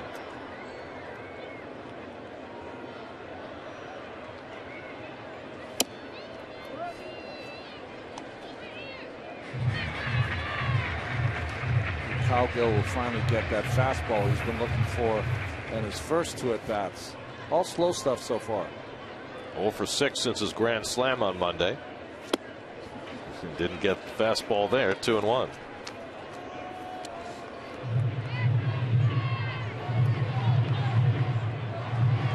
Tomlin's grand slam on opening day was only his 3rd career home run, but you look at his minor league numbers, and for a little guy, he can generate a lot of power. Hammers that one on the ground to Cabrera at shortstop. And so Stoltz, with 5 scoreless innings, has retired the last 7. We are through 5. 1-0 San Diego.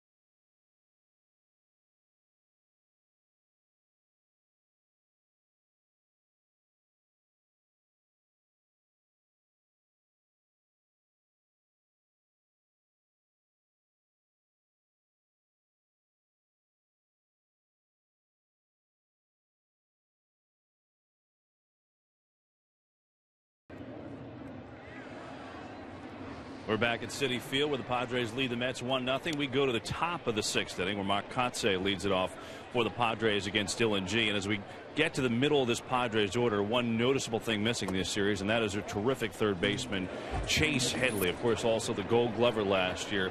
Headley has a broken left thumb that's on his gloved hand. He throws with his right hand. He's a switch hitter. And it's broken all the way through, so it's not like a situation where it's a fracture and he can kind of come back early. He's got to wait until that thing completely heals the bone to come back and play. But that doesn't mean that he's not staying involved. Headley is doing just that with some of the things he's doing a little unorthodox as well. He's been at third base, jogging around, staying warm. He didn't do this particular exercise today when he was out there throwing, but what he had done the last 2 days is actually borrowed Mark Kotsay's first base glove, taken that glove on his right hand to field ground balls, then taken the glove off, kind of like a Jim Abbott style, and thrown to first base with his right hand. And I asked him, why is he doing something like that? How does that help me? He said, really, it's just about rhythm. It's about being out there, even though it's my offhand. There is a rhythm to it about being out there, just taking the soft ground balls that hopefully if I come back, maybe it saves me a day or two of coming back and getting in rhythm to field and things like that. So Headley staying active even with that unique exercise. But yeah, he'll be throwing with his right hand when he's all healthy and ready to go. But the Padres obviously miss him, guys. And Kotsay draws a walk in Headley's third spot in the batting order. Third walk given up by G. It comes leading off in the 6th inning. Well, certainly it's a different San Diego team without Headley and without Yasmani Grandal, their #1 catcher, who's suspended for the first 50 games, and the Mets have certainly been able to take advantage of that. Well, I think Chase Headley had a better second half than everyone in baseball except for probably Buster Posey. I think he had 64 RBIs the last 2 months. Here's Yonder Alonso, who has flied out and singled, and he swings and misses, and the Mets have the full shift on against Alonso this time. Heard a stat about Posey in the second half. He had over 470 against left-handed pitching and 459 off fastballs in the second half. That's good, right? Yeah, I think that's good. Alonso lifts one to left, and Dude is right there waiting for it. And that's the first down of the inning. Kotsay back to first.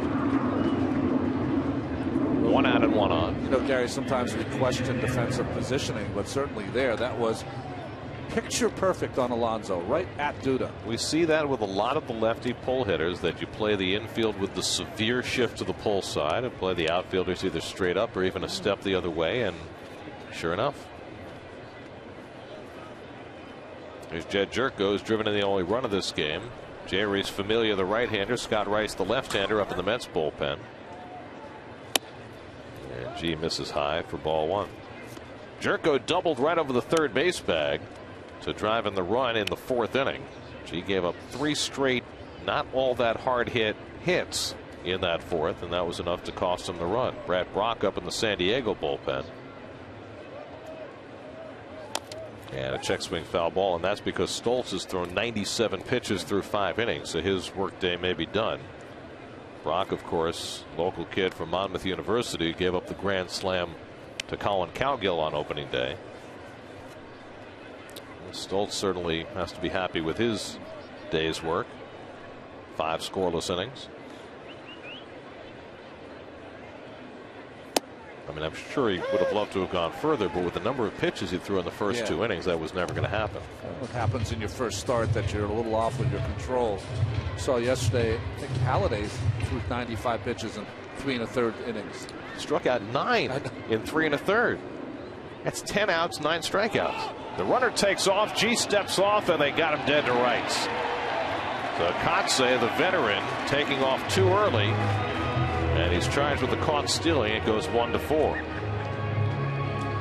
Well, usually a very heads-up player. Not a good play here by Kotsay, who's trying to catch G sleeping, but great job by the infield. Did you hear it up here? Step off, they said to G. Stepped off and made the throw. Very easy. So 2 out and nobody on. A 1-2 count to Jerko. And he lifts one to right, and Bird, a couple of strides back, is there. Side retired. So G is through 6 innings. He's allowed just 1. Now the Mets will try and get him some runs with 2, 3, and 4 in the order coming up.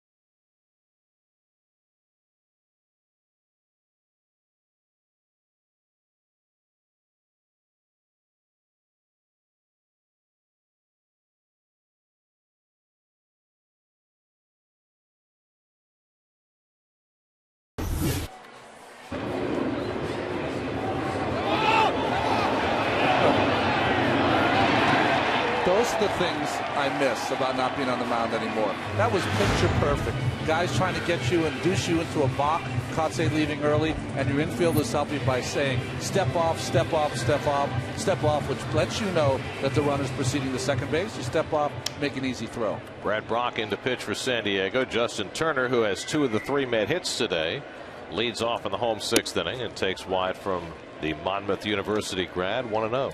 There's things I'll hear in my sleep, Gary. That's one of them. Step off. The other one, get over. Get over. Yeah.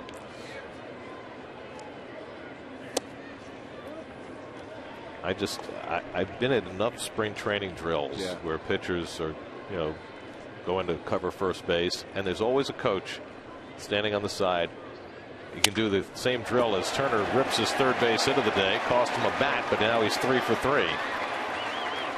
So the Mets get the tying run aboard to start the 6th. There's always a coach standing on the side. You can do the drill like 50 times, and every time he goes, get over there. That's right. Get over there. That's right. Over and over. I always think of him as the get over there coach. Well, we've had a couch coach, get over coach. You have all different kind of coaches.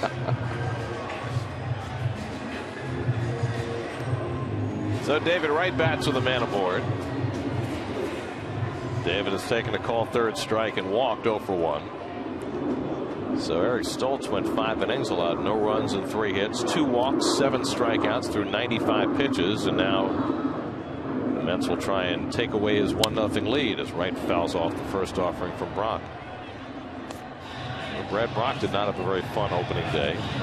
Pitched 2/3 of an innings, 4 runs, 4 hits, including the grand slam by Cowgill that broke the game open. Joe Thatcher, the only lefty in the San Diego bullpen, getting ready for Davis and or Duda.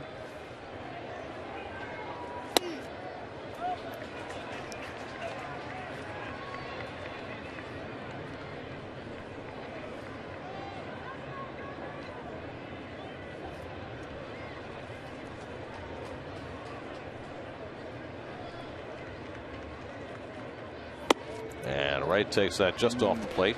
Brock thought he had it. So did John Baker, the catcher, holding it an extra beat. Baker has a few words to say to the umpire right here. That ball was down the middle. Home plate umpire Marvin Hudson called it for low. David got a pitch to hit there, but fouled it back 2-2.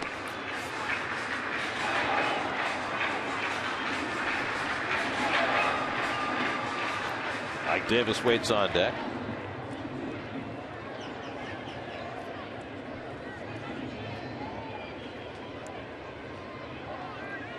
Two to right, and he goes down swinging. Good fastball by Brock to get him. And that's the first out of the inning. Well, it's a case of he didn't hit his spot, but Brock, who's got a great fastball, just reared back and fired that one right by David. Let's beat him to the spot.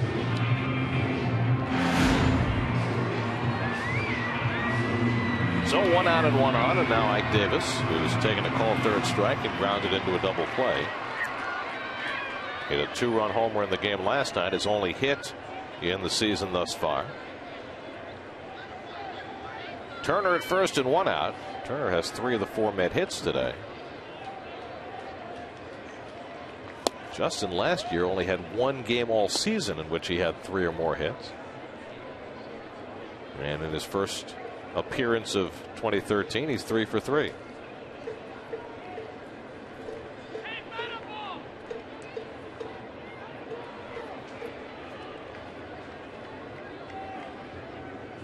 And Davis fouls one back, 1-1. You know, the Mets have done a nice job the first 2 days of this series, going up against pretty aggressive pitchers coming right after him and hurt him pretty bad. It's going to be interesting to see if they can make the adjustment off Stoltz, who really changed speeds wonderfully to get through 5 innings. And Brock could not find a better opportunity than to come in after Stoltz throwing that 95-mile-an-hour fastball. Brock had a good year for the Padres last year. He was in 67 games.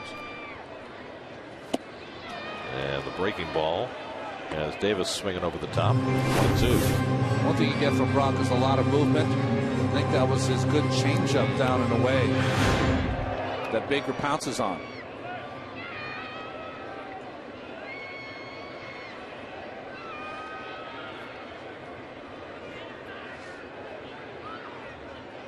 Now Brock ahead 1-2 on Davis.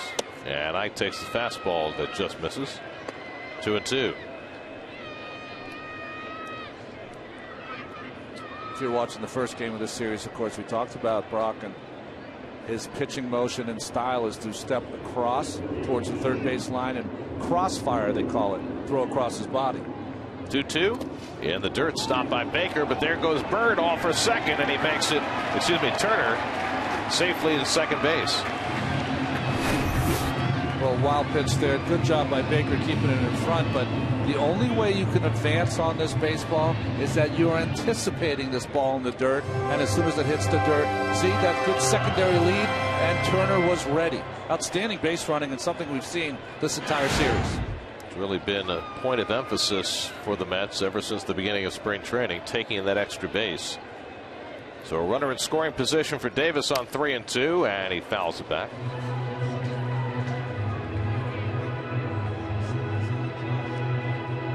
Dale Thayer, the right-hander, Joe Thatcher, the left-hander, in the San Diego bullpen.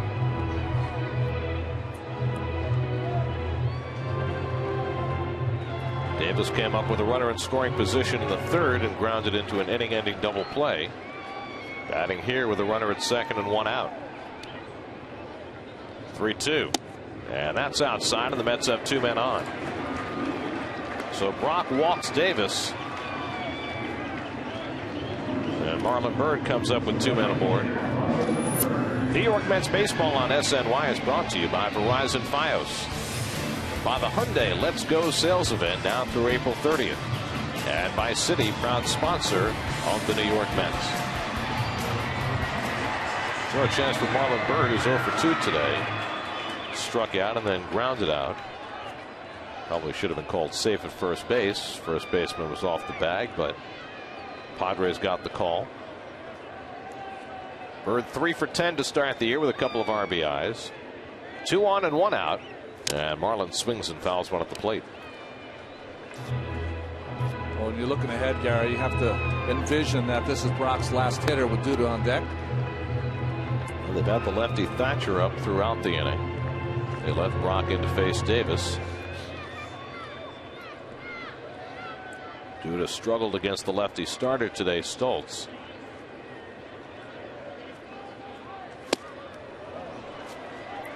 Nothing and 2 to Bird. Well, we talked about it before. Marlon Byrd likes the ball down, especially fastball down. And Brock counters with that fastball up.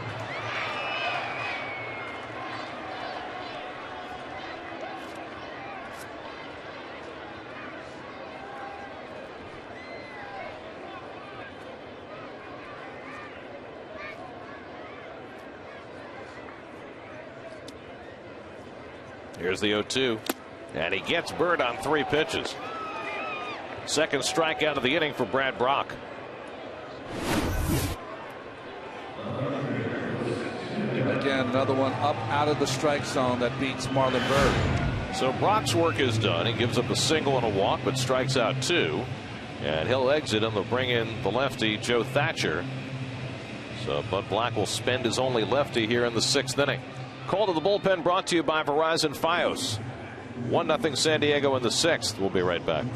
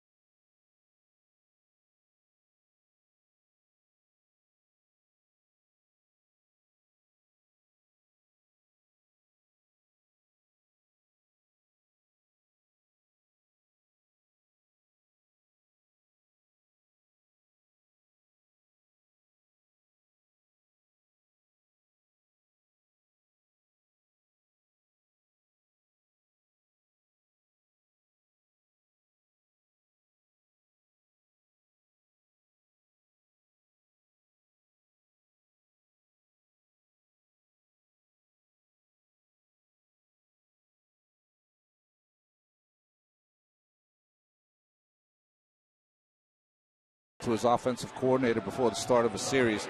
Here, Lucas Duda coming into Dave Hudgens and getting the instructions on what Thatcher throws, when he tends to throw it, and even more importantly, I think, what he likes to throw first pitch. I think that's the key for Lucas Duda here. Against Joe Thatcher, had a fine year for this team last year, 39 punch-outs and 31 2/3 innings. Battled some knee problems last year, had surgery after the season, threw one pitch on opening day to get an out against John Buck.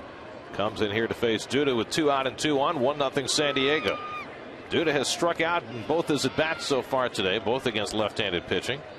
And Thatcher comes inside for ball 1.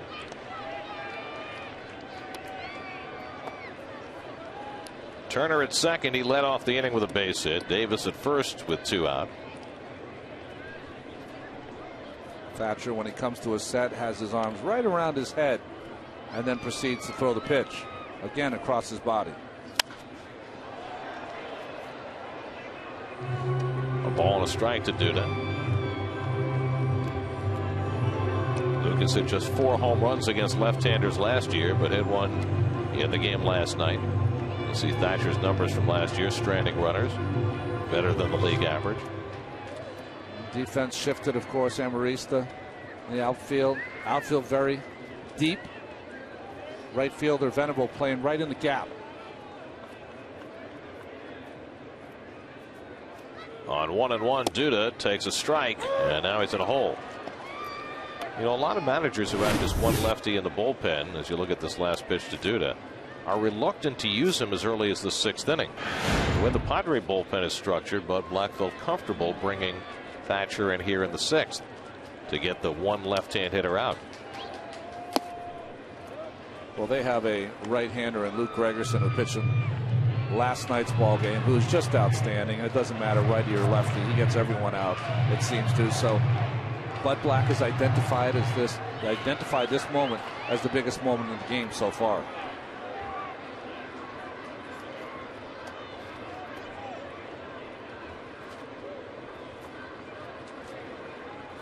Two on, 2 out, 2-2 to Lucas Duda.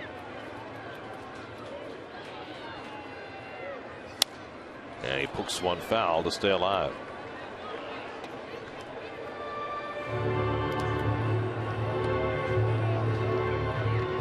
Shortstop Cabrera able to stay right behind Turner at second base. Just cut down his lead enough to maybe give his outfielders a chance to throw him out on a base hit to the outfield. Turner's getting such a big lead with Cabrera playing close to the bag. Don't be surprised if Baker takes a shot down. On the inside corner, strike 3 called. That front door breaking ball gets Duda looking. Lucas strikes out for the 3rd time today, and the Mets strand a pair. After 6, still 1-0.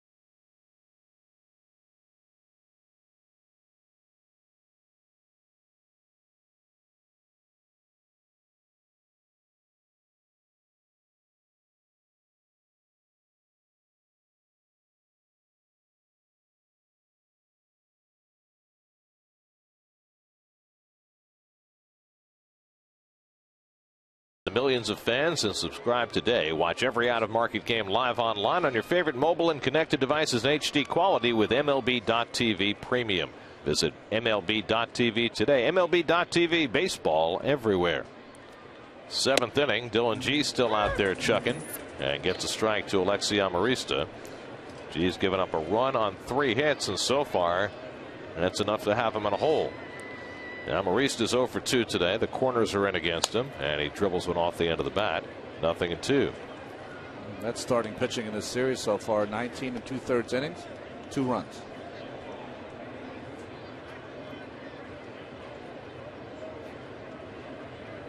That's a move to the back of the rotation tomorrow night.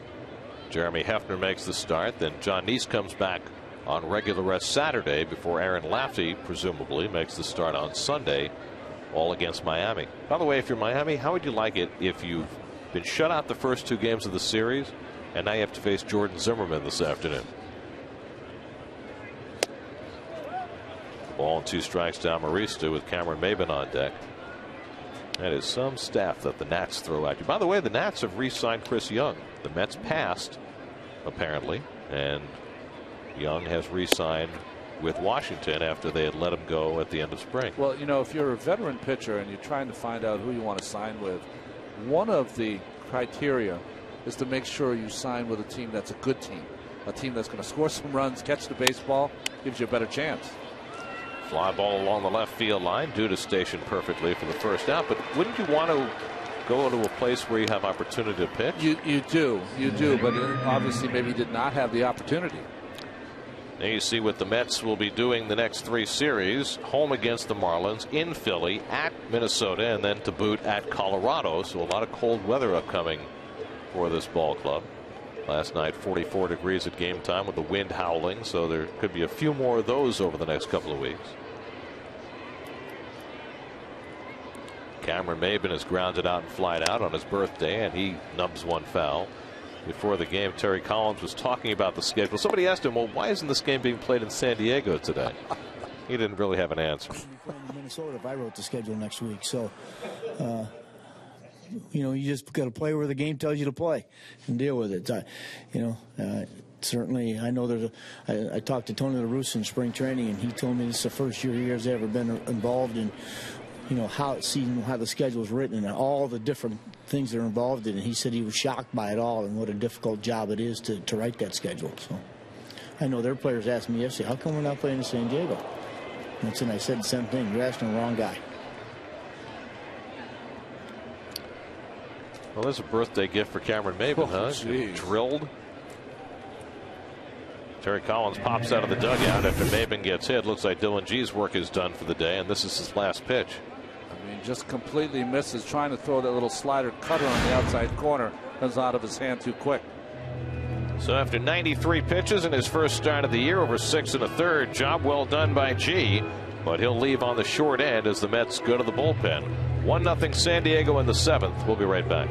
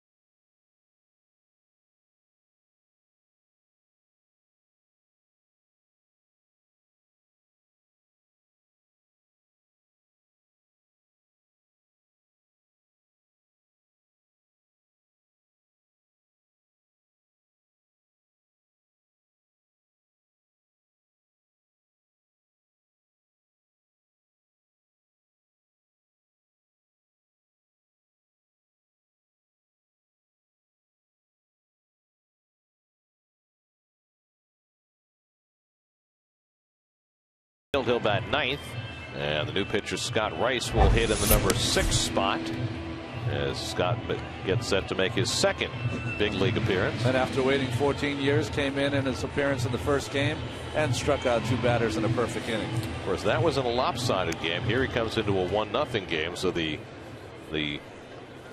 leverage is a lot greater as he comes on in the 7th. I think they're leaving Baker in here, and here's Turner back on the field. He went in the dugout for a while because I think Baker might be, he's a good hit and run guy, and you also have good speed on first base and Cameron Maben. They've got Carlos Quentin out on deck to bat for the pitcher with the number 8 hitter Baker at the plate. There's Quentin, who started the first 2 games of the series. So Maben at first with 1 out, and Rice ready to go.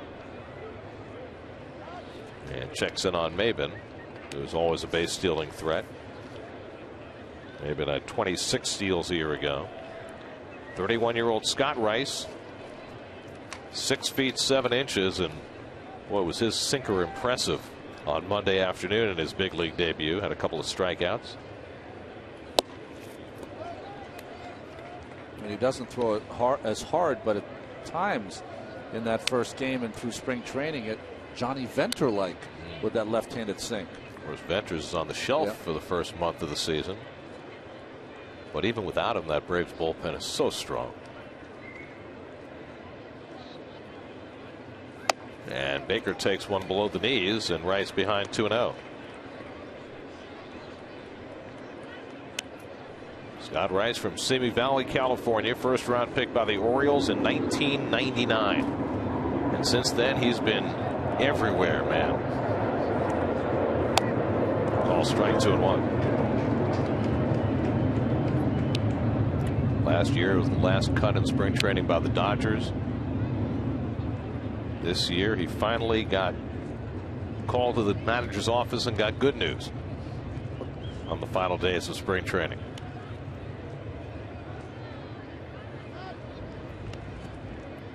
Beat out Robert Carson for the job as the second lefty in the bullpen, at least for the moment. And trying to take full advantage of his opportunity. And he had the right reaction. He said, it's great getting here.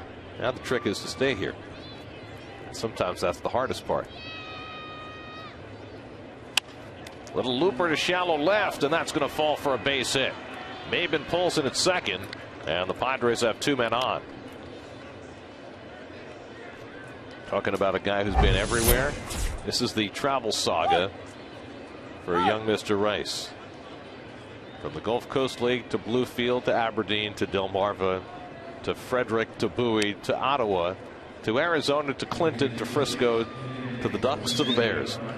And it keeps on going. A lot of birds there. San Antonio, Tulsa, Colorado Springs, York. That's another independent team. The Isotopes. Come on already. Well, it's not too far from Roswell. That's right. Jerry's Familia up in the bullpen. Carlos Quentin pinch hitting for the Padres. 2 on and 1 out. And Rice looking for a ground ball. Misses low for ball 1.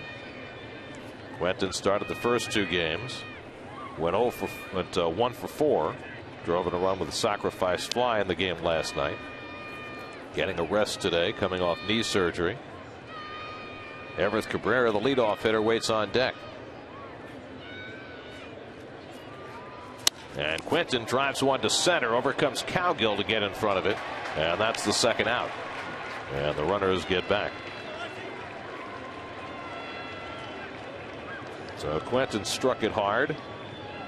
Cowgill makes the play. Now 2 out and 2 on for Cabrera, who will turn around to bat right-handed, which is not his better side.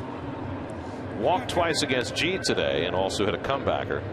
G went 6 1/3, 93 pitches, 3 hits, 3 walks, 4 strikeouts, and a hit batsman. To date, charged with just 1 run, and Rice trying to keep it that way.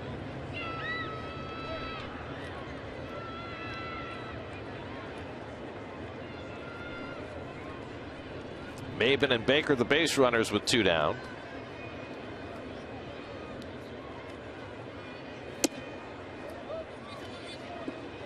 Cabrera's had just 1 right-handed at bat so far this year.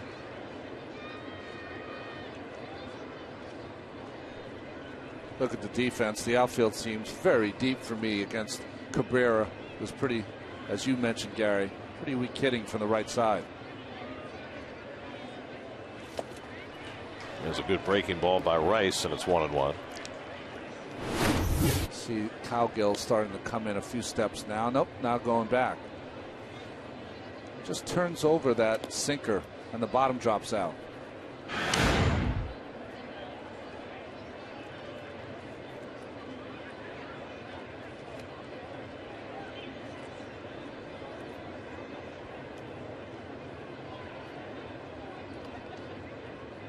Now Rice with the 1-1.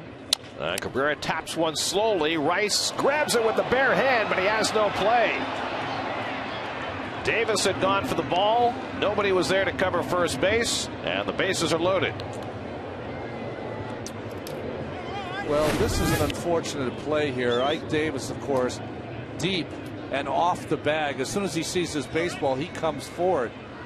Even if he had gotten it, it's almost an impossible play to relay it to the pitcher.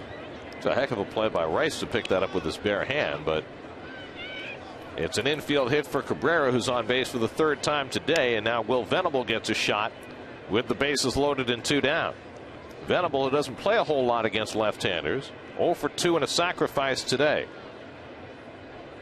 Generally platoons in right field with Chris DeNorfia, who started the first game of the series against John Neese. Bases loaded, 2 out, and the breaking ball in for a strike. Well, with a chance to add on, Bud Black has decided to bat Baker, who got a base hit to left field, and now not putting in DeNorfia to hit for Venable, going lefty-lefty again. He's got a bench full of right-hand hitters, but opting to stay with Venable, who's 1 for 6 to start the year. This is where you run into a lot of guys on the bench with bats in their hands saying, what's going on?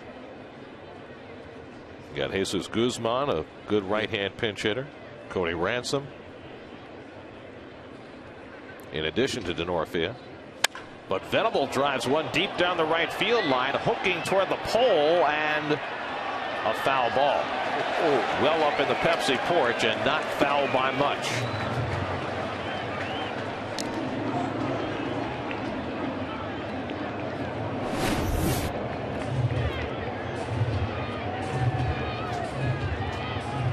Jordan Baker, the rookie first base umpire, was right on top of it. What, 10 feet? Less, maybe? 3 seats over. Also, we have rather short foul poles here at Citi Field. That was hit high enough that the lack of height on the foul pole almost came into play. Not quite. Here's the 0-2 to Venable, and that just missed. 1-2. Marcotte would be next. Venable hit 9 home runs last year. Batting here with the bases loaded and 2 out. 1-2 from Rice. And the broken bat trickler is gloved in foul ground by Davis, as the barrel of the bat sailed well down past the first base coach Dave Roberts. I think that, for my count, that's the 4th bat that Venable has broken in this game. So running out of lumber. You come on a road trip, how many bats you bringing with you? Well, you're probably coming out of spring training, so you have all your spring training bats. So look at that. Kindling. Padres head from here to Colorado, where they help open the Rockies' home season tomorrow. I think they have a day game tomorrow. Day game in Denver.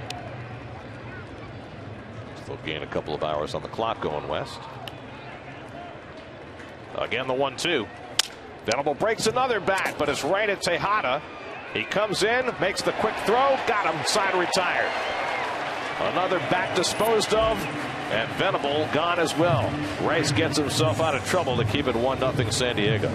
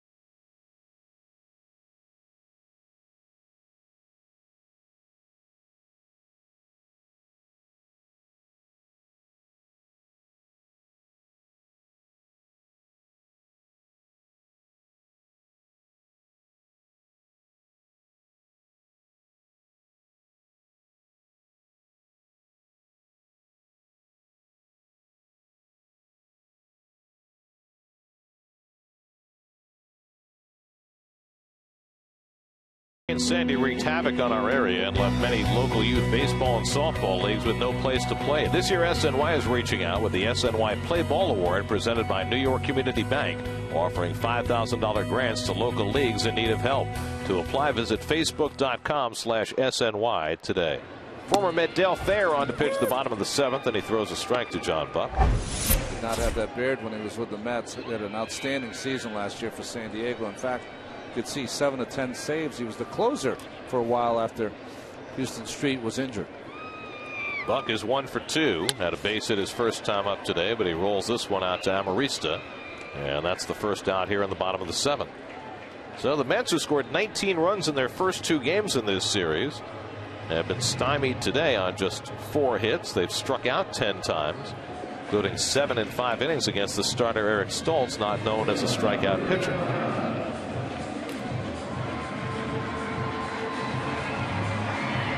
And such are the vagaries of the game. Ruben Tejada has walked and popped up today 0 for 1. Jordani Valdespin is batting 9th. He's on deck.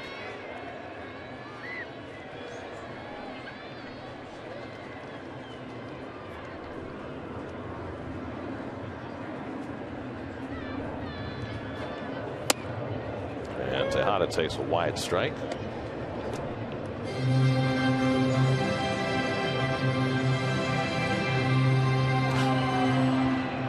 I'm chuckling looking at the result today of the Cubs-Pirates game. Cubs got a great start out of Travis Wood today. 6 innings, 1 hit.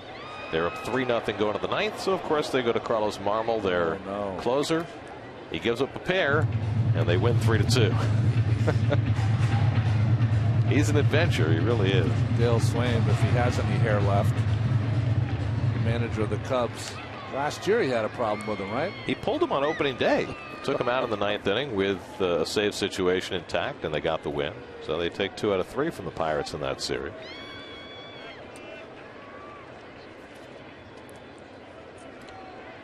Luke Gregerson, whom Ronnie referenced earlier, getting ready to pitch the 8th inning, if not part of the 7th.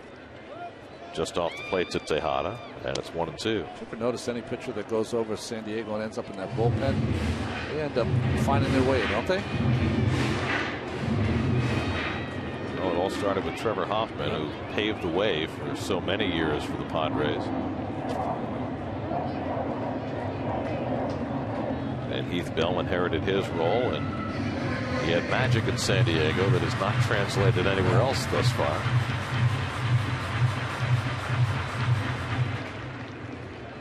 Did he have a part in that 16-inning game last night?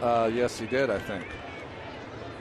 Diamondbacks outlasted the Cardinals 10-9 in 16 innings last night. 5 hours and 32 minutes before Cliff Pennington won it with an RBI hit in the 16th. I think that each team scored in the 12th to keep that game going. That's right. At least it was nice weather. I thought they scored in the 15th too. That's how you keep the night going. That's right. 2-2 to Tejada with 1 out. And Ruben takes it low. So Tejada, who had an at bat in the 2nd inning where he fell behind 0-2 and worked out a walk against Stoltz, again has gone from 0-2 to 3-2 with Valdespin on deck.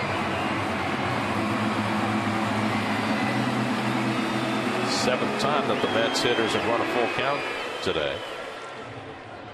Thayer, who did some work for the Mets a couple of years ago. 3-2 now on Tejada. And he loops one down the right field line, slicing foul.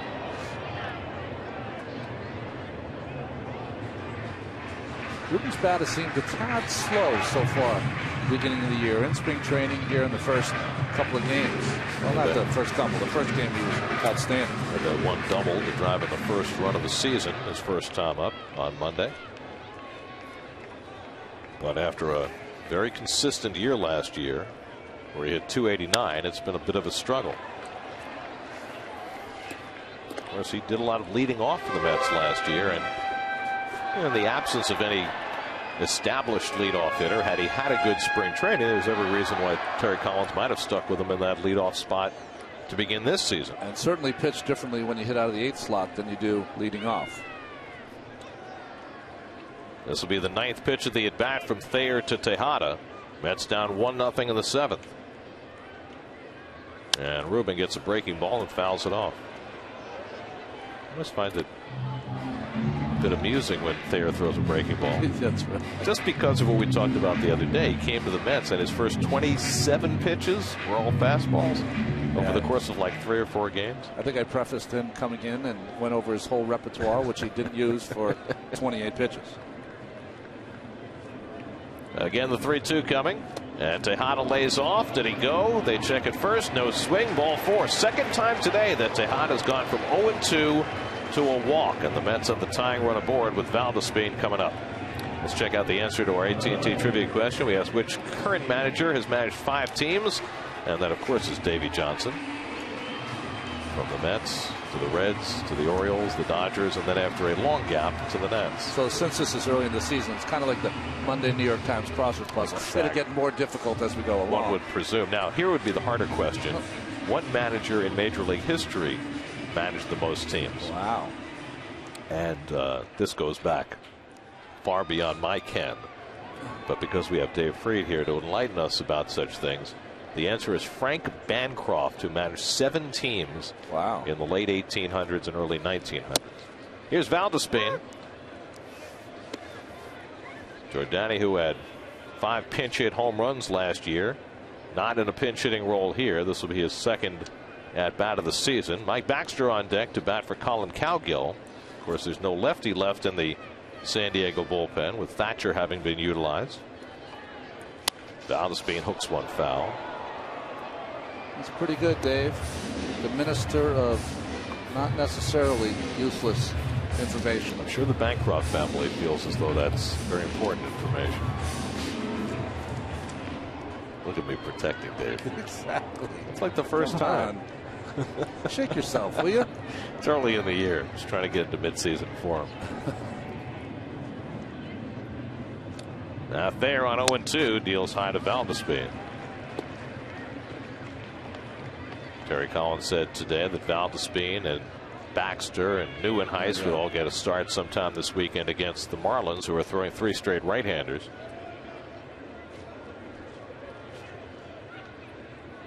Trying to get everybody into the mix before the first week of the season is over. Valdespin's an interesting case. You know, we saw so much of him during spring training with Murphy on the sidelines. He played a lot of second base. They worked him out in the outfield again, which he did a lot of last year. And when you're in spring training, you're watching these guys play, if not every day, every other day at least. And then you go stretches of games where they don't sniff an at bat. There's your Audi Mets box score. Not much going on today except for Justin Turner making his first appearance of the season. He's gone 3 for 3. But the Mets only have 1 other hit and have been cast aside thus far by 4 San Diego pitchers. Down 1-0 in the 7th. 1-2 to Valdespin. There goes the runner, and it's fouled back.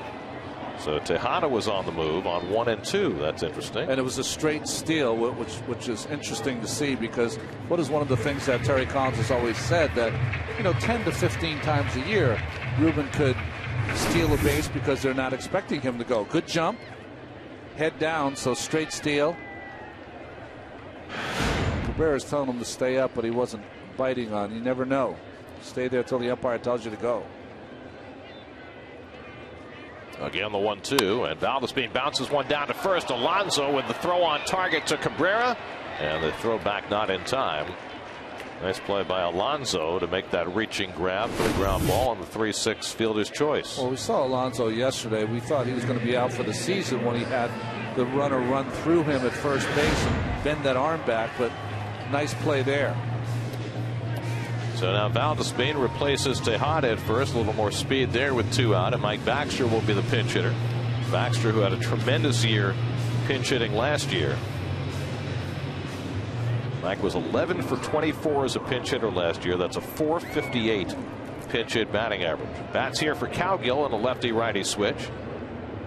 Tying run at first and 2 out. Valdespin a little more speed than Tejada. You could think of trying to steal a base. Also anticipate that ball in the dirt, try to advance.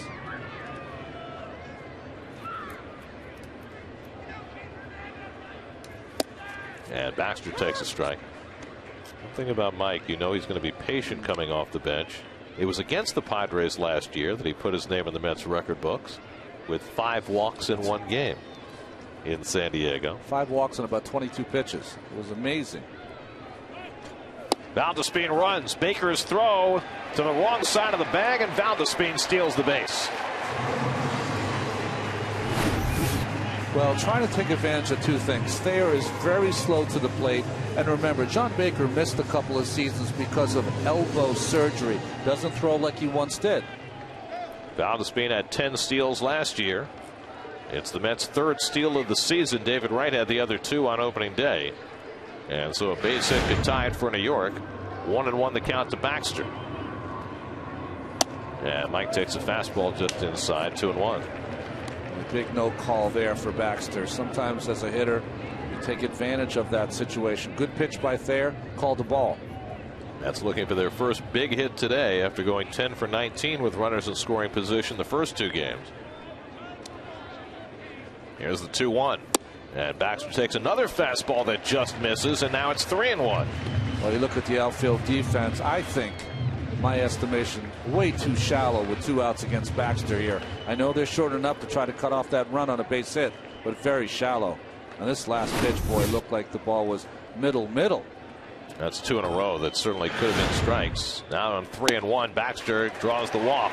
And that'll get Justin Turner, who's been the hottest bat in the lineup today, to the plate with 2 men on. Second walk of the inning given up by Thayer. That's 5 today for San Diego pitching.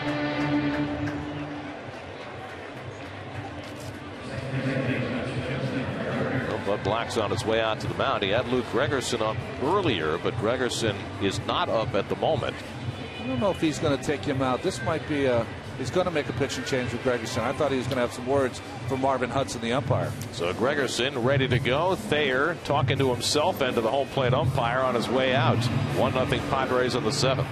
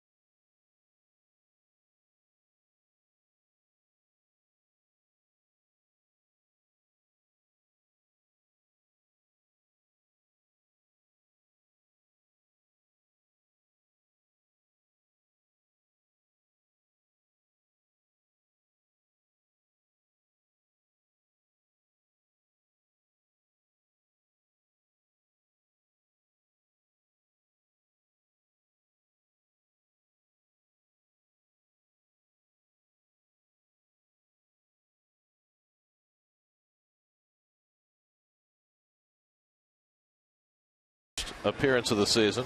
Well, first at bat was able to get this ball just in the hole on a good sinker from Stoltz, then split the gap later on in the game to go 2 for 2, and then perfect on the day, Justin Turner. One of the reasons I think he's staying in the pace, Gregerson, the right-handed pitcher. Well, Murphy and Neuenhuis are available from the left side on the bench. And Gregerson, who's good against lefties, is much better against righties, but it's Turner who gets the call. And Turner has always been good. The 2 seasons he's been here of hitting with men in scoring position. You saw the numbers from last year. The lifetime numbers on Gregerson. Righties hit just 190 against him. Lefties 248. So here's Turner, 2 out and 2 on in a 1-0 game. And he takes a strike. Slider from Gregerson to start him off. First chance for Turner today with a runner in scoring position. Justin has been outstanding in that category in his couple of years with the Mets. Valdespin and Baxter, the base runners, with 2 down. 2 sliders in a row, and it's 1-1 to Turner. Thayer still shaking his head. Well, Bud Black had some words for the home plate umpire Marvin Hudson as he left the mound after making the pitching change. Didn't argue strenuously, but boy, Thayer certainly had a case on a couple of those pitches to Baxter. 3 sliders in a row, and it's 2-1 to Turner with David Wright on deck. Turner's had 2 career at-bats against Gregerson, 0 for 2. The Padres 1 run, 5 hits. The Mets no runs, 4 hits. There are those numbers with runners in scoring position. 333 over the last 2 years. Best on the ball club.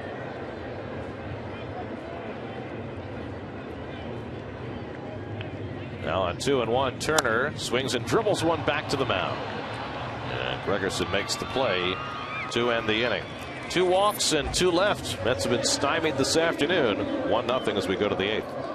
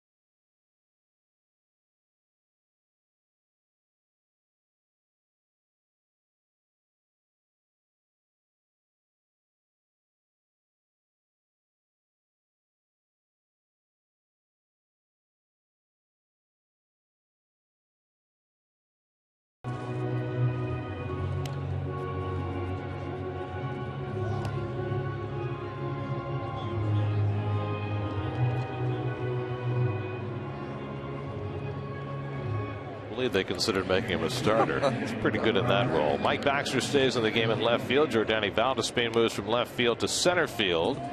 And with Chris DeNorfia announced as a pinch hitter, Scott Rice had taken the mound for the inning. But with the announcement of the pinch hitter, it'll be Jerry's Familia to come in and relieve Rice to start the 8th inning. So Rice takes his exit. We'll take a break. Padres 1, Mets nothing. We'll be right back to Citi Field.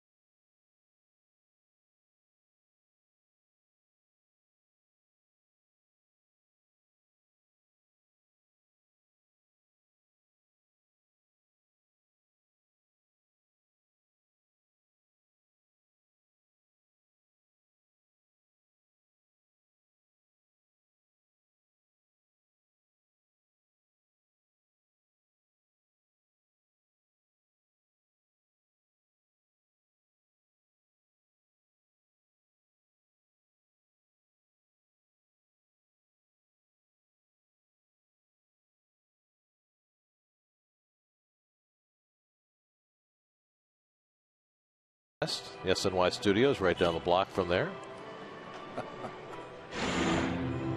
Get all the latest from today's Mets-Padres series final as Jonas Schwartz and Joe Beningo bring you extended post-game coverage with exclusive interviews and expert analysis on Daily News Live, presented by Citi, today at 5, only on SNY. Season debut for Jeurys Familia. It's going to be interesting to see how he responds to this real difficult situation here. Just down a run. Familia's job, of course, get through this inning unscathed. Familia, who was not a sure bet to make the ball club out of spring training. Of course, the Mets are carrying an extra relief pitcher right now. They won't have to trim down until Sunday when they activate, presumably, Aaron Laffey. And Familia will be one of those guys who will be considered. Denorfia was announced as the pinch hitter. He'll stay in. And he takes ball one. Denorfia batting for Marcotte, who was 1 for 2 in a walk. Chris Denorfia started on opening day and went 1 for 3. Played for the Italian team in the WBC and swung the bat very well in that series.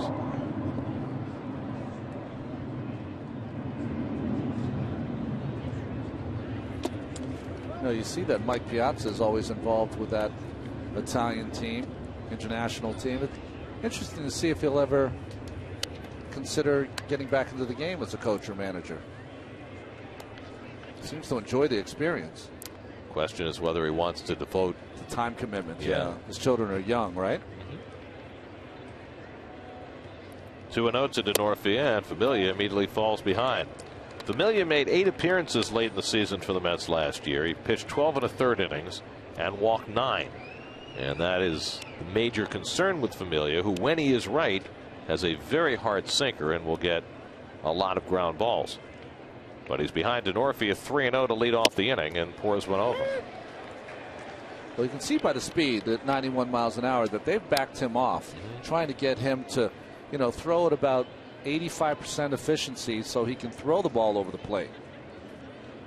A starter throughout his minor league career. And, normally it's the other way around. When you take a starter and you put him in the bullpen, now he doesn't have to conserve any energy and he can throw harder. That's right. Not a lot of push off, really just a big, strong kid. He's bounced back from 3-0 to get to a full count on Denorfia. And he walked him. So a leadoff walk with the Padres looking for insurance here in the top of the 8th. 4th walk issued by Met pitching today. Scott Rice worked 2/3 of an inning, gave up 2 hits, but managed to squirm out of a jam. There's Yonder Alonso, who's 1 for 3. Alonso singled back in the 4th.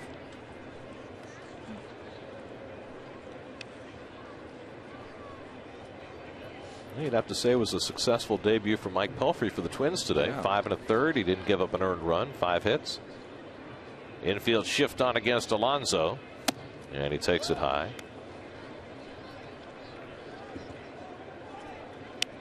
Oh, interesting shift, right? Not only in pulled over, but also in a little bit of double play depth.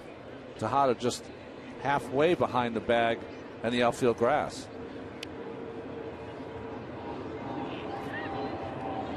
David Wright ready to relive his high school days and cover second on the double play.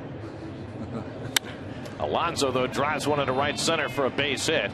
Bird has it on a hop, but Denorfia easily from first to third. And the Padres have runners at the corners and nobody out. So Alonso has his second hit of the day, hit number 6 for San Diego. I'd have to say for this whole series, Alonso has swung the bat better than any of the other Padres. And another bullet here. Nice job by Bird to get to this and keep it in front of him. Dan Warthen jogging out to the mound. So Familia has put himself in a tight spot quickly with a walk to Denorfia, a hard single by Alonso, and now Jed Jerko will be coming up with first and third and nobody out. The only run in this game came in the 4th, a bloop single by Kotze. Alonso snuck one up the middle for a base hit, and then Jed Jerko doubled just over the third base bag to drive in the only run. Brandon Lyon, the right-hander, Josh Edgen, the left-hander, up in the Mets bullpen as Familia struggles here in the 8th. It's an interesting choice, wasn't it? In the 8th inning, he went with Familia instead of Brandon Lyon, who's a guy that you know is an automatic strike thrower, taking a chance with Familia, who can be up and down with his control. Well, I think it might be a matter of getting a look at Familia before a decision has to be made this weekend. I like a look, but maybe in a 1-0 game, it's I don't know. I'd like a strike thrower instead. That being said, in trouble now, Familia is a guy that can get your strikeout. So let's see how the Mets play the infield here. Most of the way in, with first and third and nobody out, down by a run in the 8th. Jerko 1 for 3. The RBI was the first in the big leagues for him back in the 4th. And the breaking ball goes to the backstop. Here comes DeNorfia to score, and it's 2-0 San Diego. So Familia, lacking command on that slider, throws the wild pitch, and the Padres now have a 2-run lead. Well, this is a slider that ends up down and away, but you know, with a catcher who hasn't done much wrong in the first 2 games of the series, this is a ball that John Buck, if he doesn't backhand, he's got to get in front of it and block it.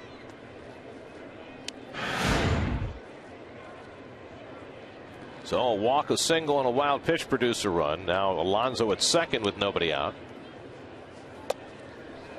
And that slider misses, and it's 2-0 to Jerko. You know what I'm saying, Gary? There's a lot of pitchers on the Mets staff that you can feel comfortable that first pitch slider is going to be a pitch for a strike.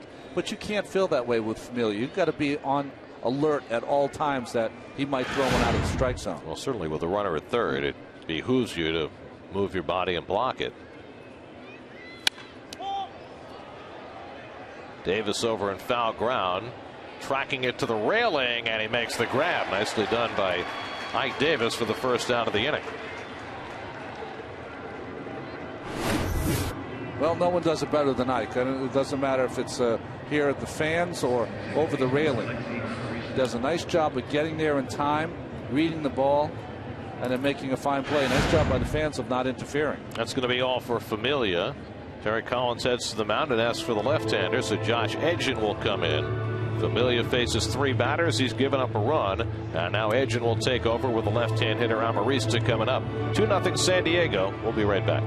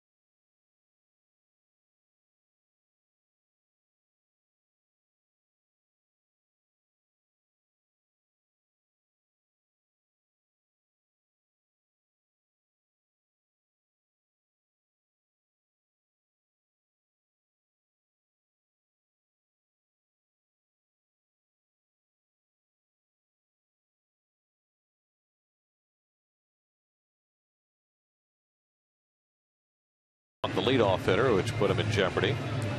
And now Josh Edgin will try and pick up the pieces here in the 8th inning. Edgin got an out in yesterday's ball game on 1 pitch. See his numbers from last season, a little higher ERA because of the home runs allowed. You see his numbers against lefties last year, and he'll come in here to face Alexi Amarista, left-hand batter, who's 0 for 3 tonight. Amarista looking for his first hit of the season, now 0 for 9. Alonso at second and 1 out. A run home for the Padres here in the 8th, and they lead 2-0. Edge in the 4th Met pitcher of the afternoon. And Amarista takes the fastball for ball 1. Interesting game managed here by Bud Black. Maybe staying with his best defensive team. Again, a left-handed hitter, Amarista, batting against Edgen when you have Cody Ranson on the bench.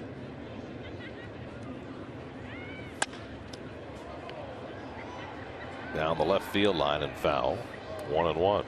Well, with the lead and confidence in his bullpen, I think you're right. I think he's opting for defense over the enhanced ability to tack on a run. Of course, in the last inning, he had Venable up against the lefty, and he almost hit a grand slam. Right. And Baker hit against Rice and got a base hit.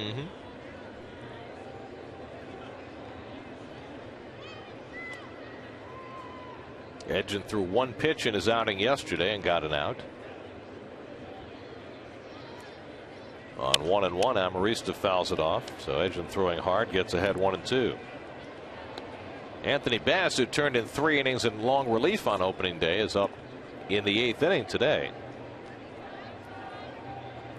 Luke Gregerson came on to finish the 7th. That in the 8th is usually Gregerson's inning. Setting up for Houston Street, who has yet to make an appearance. Edgen ahead 1-2 on Amarista. And he stays alive.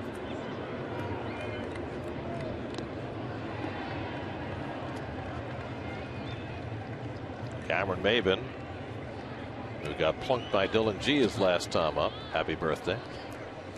Take that with you. I mean, it's your birthday. You haven't had a hit yet in the season, and you get hit in the numbers. That's not nice. 1-2 from Edgen. Fly ball, right field. Bird settles.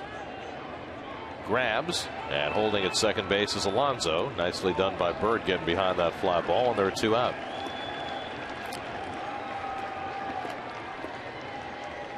Fortunate to get that one back. That was a hanging slider there from Edgen that Amarista popped up.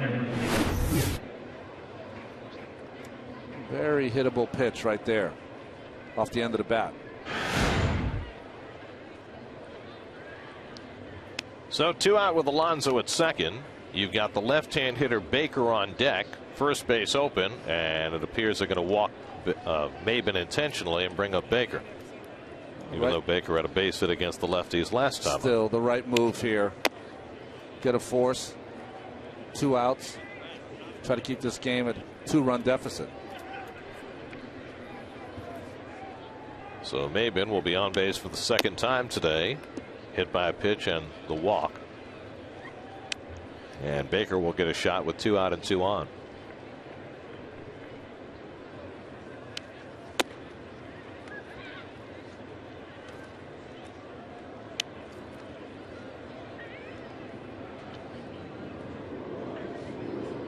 And there's ball 4. I want to take a moment to note the passing of a real New York sports writing icon. Stan Isaacs, who had a long and glorious career writing for Newsday, passed away yesterday. Stan, in addition to covering the Brooklyn Dodgers and being there at the birth of the Mets in 1962, also was the first sports media columnist in New York. Started that column at Newsday in 1978. So Stan was a terrific guy, and he will be greatly missed. Here's Baker with 2 out and 2 on. And Edgen throws a breaking ball outside for ball 1. Baker hit a pop fly single to left his last time up. 1 for 3 in his first game of the season. Alonso at second, Maben at first with 2 down. 2-0 Padres in the 8th.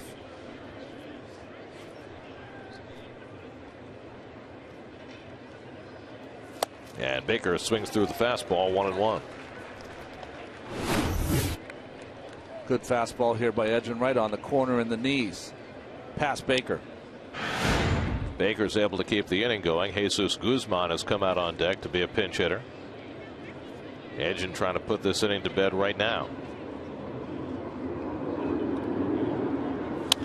And And Baker slashes one foul, and Edgin, dialing it up to 94, gets ahead 1-2. Hey, Chris Davis just homered again.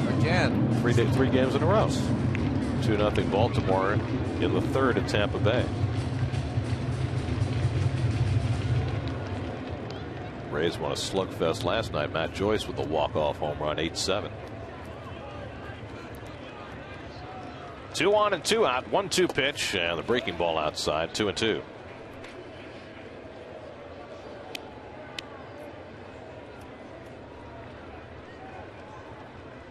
John Baker, now 32 years old.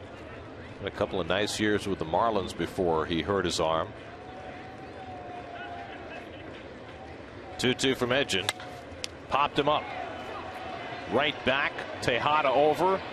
Baxter in. And Baxter makes the catch. Side retired. Good job by Edgin, getting a couple of big outs to keep it 2-0 as the Mets send the heart of the batting order up in the bottom of the 8th.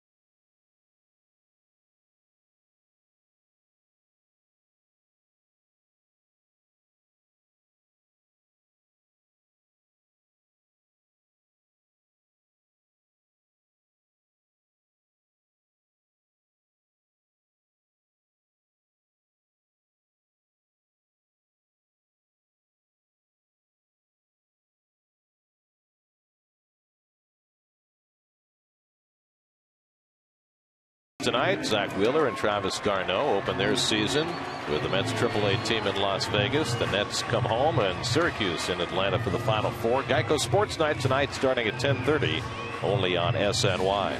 Luke Gregerson got the final out in the 7th, retiring Justin Turner with a couple of men on. Now the Padres with a 2-0 lead as we go to the bottom of the 8th. Chris Denorfia, who pinch hits, stays in the game in left field.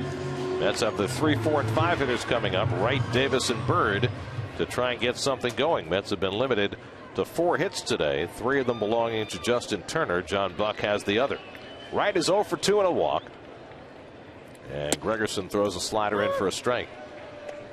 David is 1 for 6 in his career against Gregerson, who doesn't give up much. Ike Davis waiting to follow. And David fouls it back, and it's 0-2.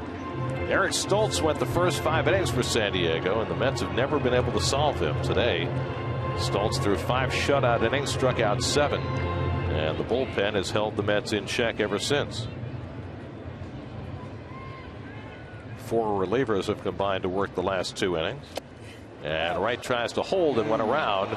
Strike 3. Jordan Baker, the rookie umpire, with the call at first, and that's the 3rd time David's been struck out today. The 11th time the Mets have gone down on strikes. Well, got the benefit of the doubt earlier in the game, but this time, and I think correctly, called for the swing. So 1 out and nobody on. Now Ike Davis, who has struck out, grounded into a double play and walked 0 for 2.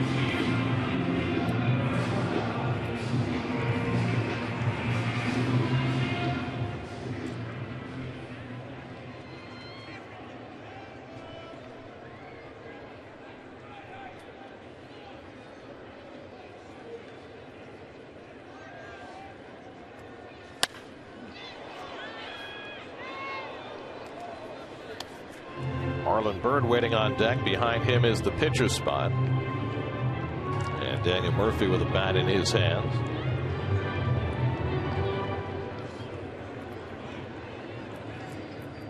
That's probably more than you need to say, because Daniel Murphy always has a bat. Right. I was in going to his say, hands. he's always ready. Like a Boy Scout, always prepared.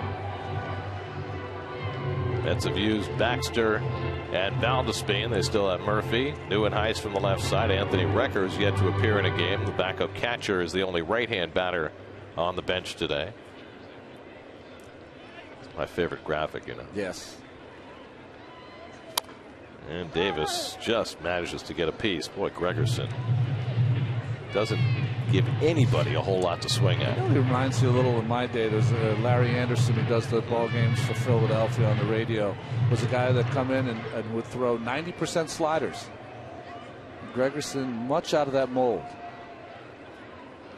Just ask a Red Sox fan about Larry Anderson. That's right.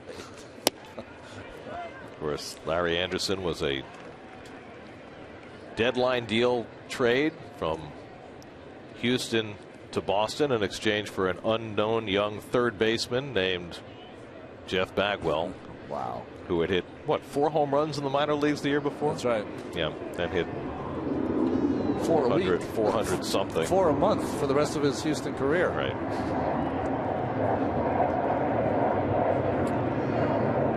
One, two. Backdoor slider, strike 3 call. Great pitch by Gregerson.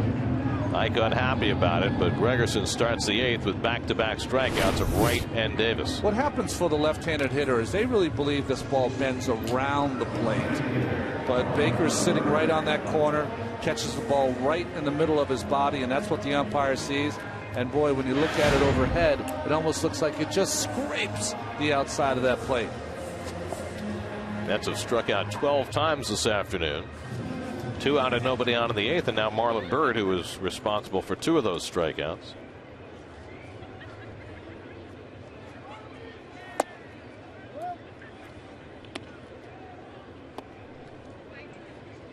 .449 home runs for Jeff Bagwell. Wow.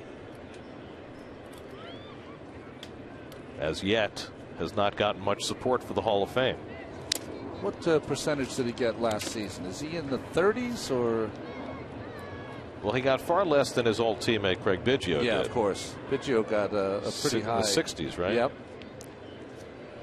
He will almost certainly go in, if not next year, then very soon. Biggio. Bagwell, different question.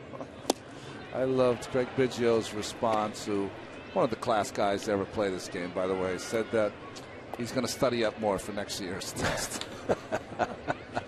Try to get that in the 70s. Great response. Sounds like something Blyleven would have said. That's right. Here's the 1-2. And Byrd fouls it back. I was mistaken.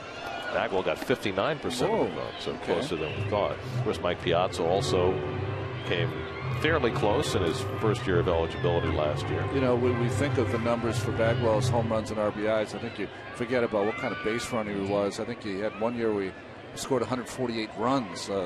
Just amazing numbers. Turned into a pretty good first baseman, too. Yep. And Byrd gets nipped by the pitch, and that'll get the tying run to the plate for the Mets here in the 8th. And Byrd just kind of turning into that ball to get himself on base. Well, he's got that elbow guard, and the ball was a slider starting right at him because he wants to throw it on the inside corner. As he sees it, he doesn't get out of the way and takes it right on the tricep. Yeah, certainly an instance where you would say he did his best to get hit. So Daniel Murphy will come up, pinch hitting for the pitcher in the number 6 spot in the batting order, and he's the tying run at the plate. Murphy started the first 2 games of the season, went 2 for 9. Getting the day off today so Justin Turner could get a start, and that's worked because Turner has 3 hits. Now Murphy trying to deliver as a pinch hitter with the Mets down 2-0 in the 8th. And he takes a strike from Gregerson.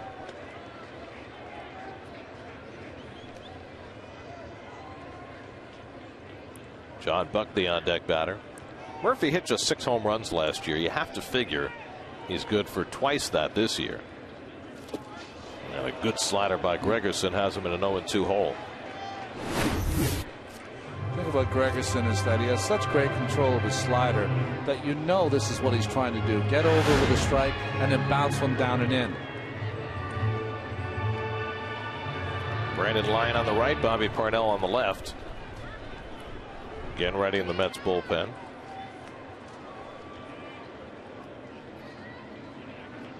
Now Murphy has to find out of an 0-2 hole.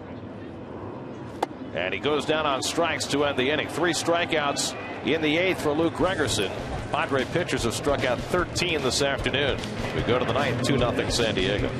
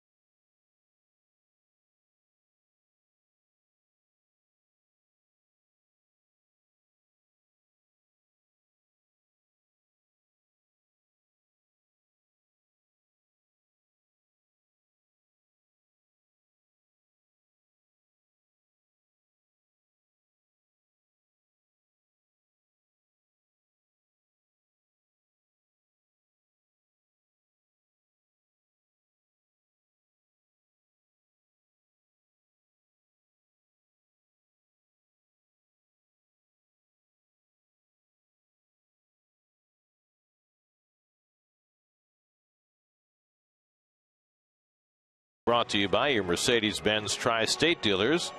Visit them on the web at searchmercedes.com. 9th inning, 2-0 San Diego. Brandon Lyon will pitch the 9th for New York.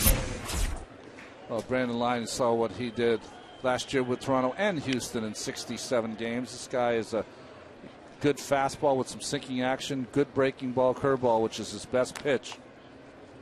Worked opening day, threw 2 pitches, got 2 ground balls. 1 was booted, no problem. Came back, got another ground ball, and got the 3rd out of an inning. Jesus Guzman will be the pinch hitter. Batting for the pitcher as Houston Street will start to get ready in the San Diego bullpen. And Lyon misses away for ball 1. There's Mr. Street, whose dad was a pretty fair quarterback at the University of Texas. And he's a pretty fair closer, too. Better than fair.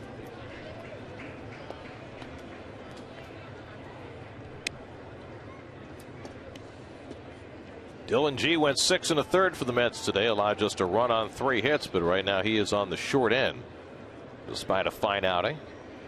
Mets have gotten some great starting pitching in the first 3 games of the season. 2-1 now to Guzman. Tomorrow the ball will go to Jeremy Hefner in the first game of the series against the Marlins. Hefner had himself a very nice spring.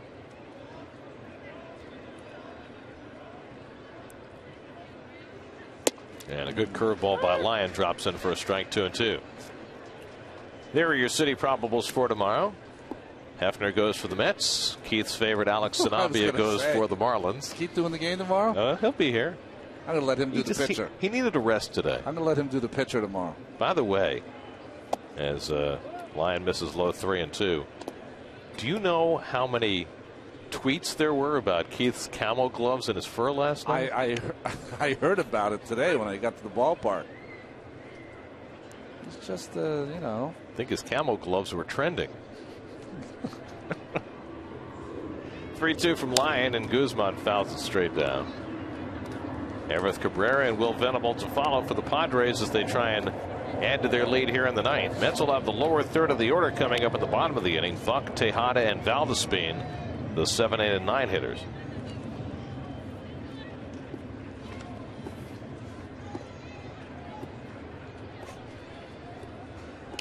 Brandon Lyon working to John Buck, who he grew up with in Salt Lake City. Been friends since they were about 7 years old. That's got to be pretty cool, right? That's right, to play with your friend. And they played together in Toronto, I think, for a bit. Yep. Interesting starting time in Washington, isn't it? 4 o'clock. I think we have one of those on Saturday in Minnesota, don't we? I don't. Well, we as a group. Oh, as a group, okay. Well, we'll be thinking of you. I'll have it DVR'd maybe. And that's off the leg of Guzman, who comes up hobbling. On a cold day, certainly not as bad as last night, but that ball right off the top of the shoe does not feel good. Oh, I'm sorry, off the shin. That's worse. Well, it's not the worst shin injury I've seen in the last week. Yeah, right.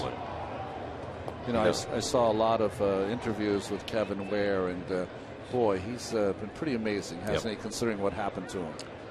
You know, even watching him while he was lying on his back with that horrific injury, there was a certain serenity about him. And, you know, you feel for the kid, but somehow you feel uplifted by him as well.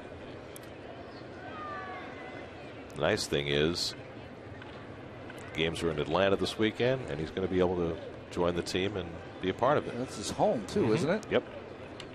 3-2 again, and Guzman goes down on strikes. So Lyon finally puts away the pinch hitter. 1 down in the top of the ninth. Let's see what's coming up on WB Mason Post Game Live and check in with Chris Carlin and Bobby Ojeda, guys.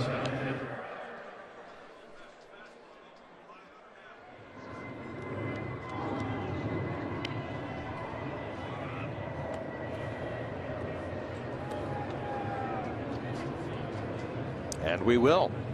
Everett Cabrera, the batter. He's had a good day today. On base 3 times with 2 walks and an infield hit. And he takes a breaking ball for a strike. Cabrera has stolen his first base of the year after leading the league last year. I don't know about you, Gary, but I bet Cabrera is one of those guys you watch him play every day. You really appreciate what he can do for your team. Broken back grounder down to Davis, who's able to make the play for the second out. Didn't Everett Cabrera hit a grand slam off Frankie Rodriguez? Yes, he did. A couple of years ago. Yes, he did.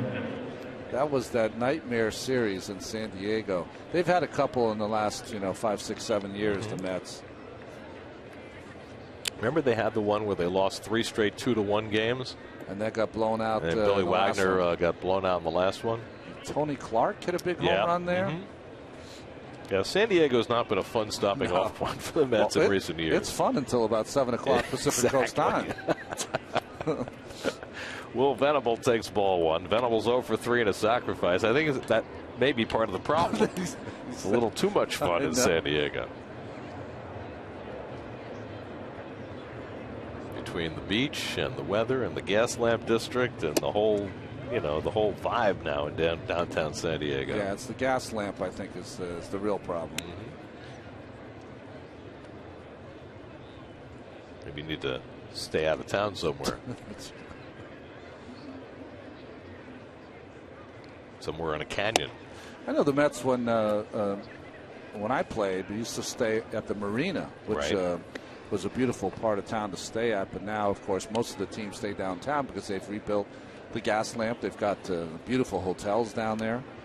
And you and I, of course, love when we can walk to the ballpark. That's big. 3-1 to Venable. Bill Webb, our director, remembers the hotel. Sheraton Harbor Island. There was one restaurant down the street. That was it. But they stayed open. Late. Late is more important for some people than for others. Late was very important for those 80s teams. Late was more important than the substance, what kind of food they served.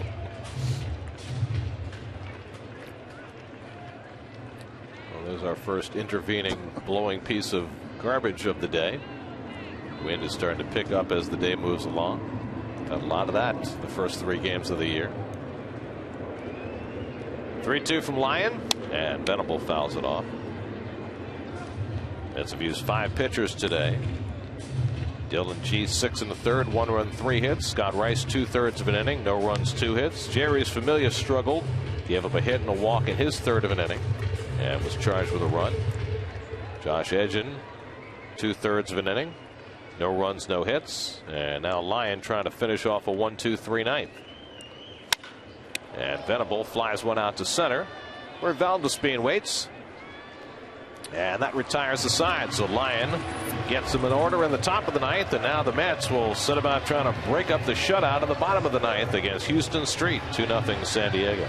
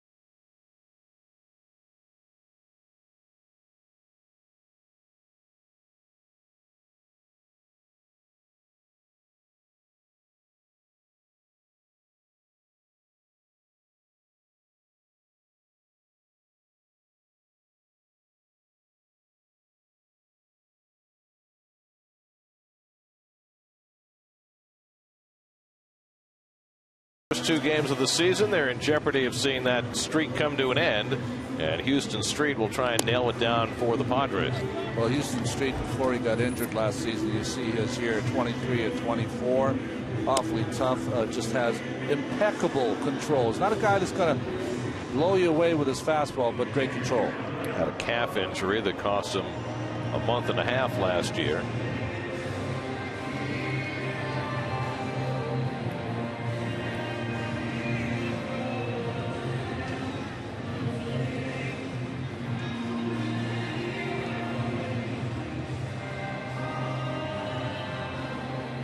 John Buck will lead things off for the Mets in the last of the 9th. Buck is 1 for 3 today. He has 1 hit. Justin Turner has 3, and nobody else in the lineup has any. And Street's first pitch hit in the air to deep left field. Back goes DeNorfie into the track near the wall. It's out of here. Off the facing of the second deck, John Buck with his 2nd home run of the series, and it cuts the Padre lead to 2-1.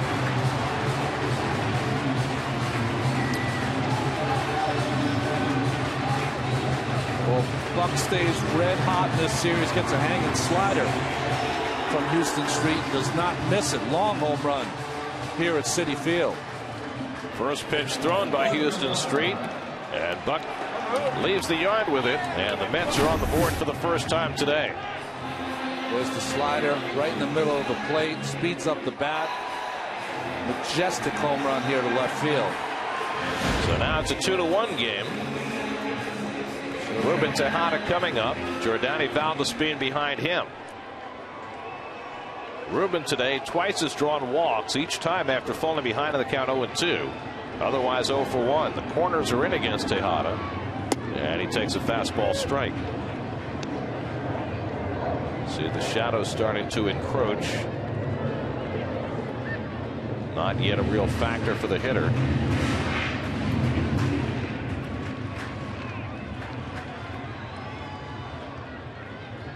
And Tejada bangs one toward the middle, but over goes Amarista to his right and throws out Tejada for the first down.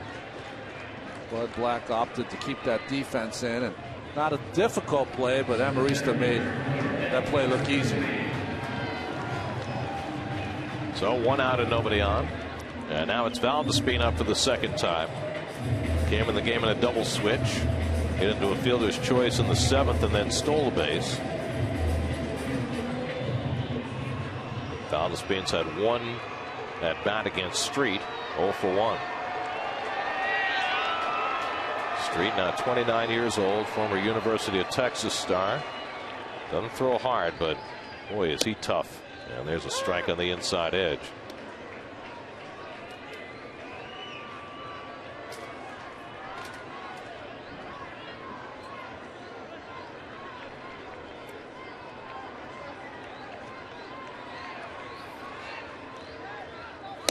And Valdespin takes the fastball high, a ball and a strike. Mike Baxter is on deck. Sorry, Gary, your defense here is, see Baxter. Outfield's got to be deep, no doubles, of course. All 3 outfielders deep. On 1-1, Valdespin takes it low. 2 balls and a strike. Street looks a little short here in the 9th inning. Hasn't thrown in a few days. First appearance of the year for Street. Started out in Oakland, went to Colorado in the Matt Holliday deal. 2-1. And that fastball beat Valdespin, just foul tipped it 2-2. Well, 2-1 fastball. Valdespin got it, but the ball was up and out of the strike zone. Foul tipped. So now it's 2-2. Buck led off the inning with a home run, 1 out and nobody on. Mets down by a run in the 9th. And Valdespin pops it up. The shortstop Cabrera takes charge. 2 out. So Street, after giving up the leadoff home run, has gotten the next 2, and now the Mets are down to their final out with Mike Baxter, who started out his career in the Padres organization, trying to keep the game going for New York. The Mets last year got only 5 home runs out of their catchers all season.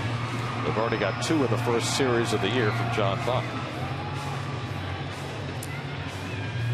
Baxter's been up only once in the game. Came up as a pinch hitter in the 7th and drew a walk. Stayed in the game in left field. And he foul tips the first pitch fastball, 0-1. If Baxter can keep it going, Justin Turner, who has 3 hits today, would get another chance. Mets have had only 5 hits all afternoon.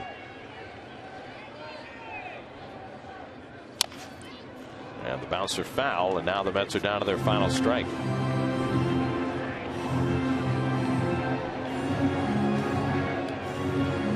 Mets and Marlins tomorrow night with Jeremy Hefner on the mound. By the way, the Marlins are down already, but they have scored a run. First one of the season. Right. 2-1 Washington in the 2nd. Street with the 0-2. And Baxter goes down on strikes, and the ball game is over. Street, after giving up a leadoff home run to Buck in the 9th, hangs on for the save as Dylan G takes a tough luck loss, and the Mets lose for the first time this season as they take 2 of 3 from the Padres. But San Diego wins the rubber game 2-1. Well, even though it's 7 years apart, the Mets still can't solve the puzzle that is Eric Stoltz says. He pitched a fine ball game today. 7 punch outs in 5 innings. Dylan G, outstanding job, but just Jed Jerko with his first RBI, the rookie with the go-ahead RBI, and John Buck now in this series 6 for 12, 2 home runs and 5 RBI. 3 hits for Justin Turner today, but not enough offense for the Mets as the Padres and Bud Black leave town with a win 2-1 this afternoon. New York Mets baseball on SNY is brought to you by Tri Honda. Hurry to your local Tri Honda dealer for great deals on the 2013 models. By Cholula Hot Sauce, the flavorful hot sauce with the iconic wooden cap. And by Budweiser, the official beer of Major League Baseball. Great times are waiting. Grab some buds. Padres win it 2-1 to take the finale of the series. Mets will take a 2-1 record, and tomorrow night's first meeting with the Marlins, Jeremy Hefner goes up against Alex Sanabia. Our coverage begins tomorrow night at 6 o'clock right here on SNY. Now for Ron Darling, Kevin Burkhardt, and our entire SNY crew, I'm Gary Cohen at Citi Field. Time for WB Mason post-game live. Let's join Chris Carlin and Bobby O'Hegan. Guys?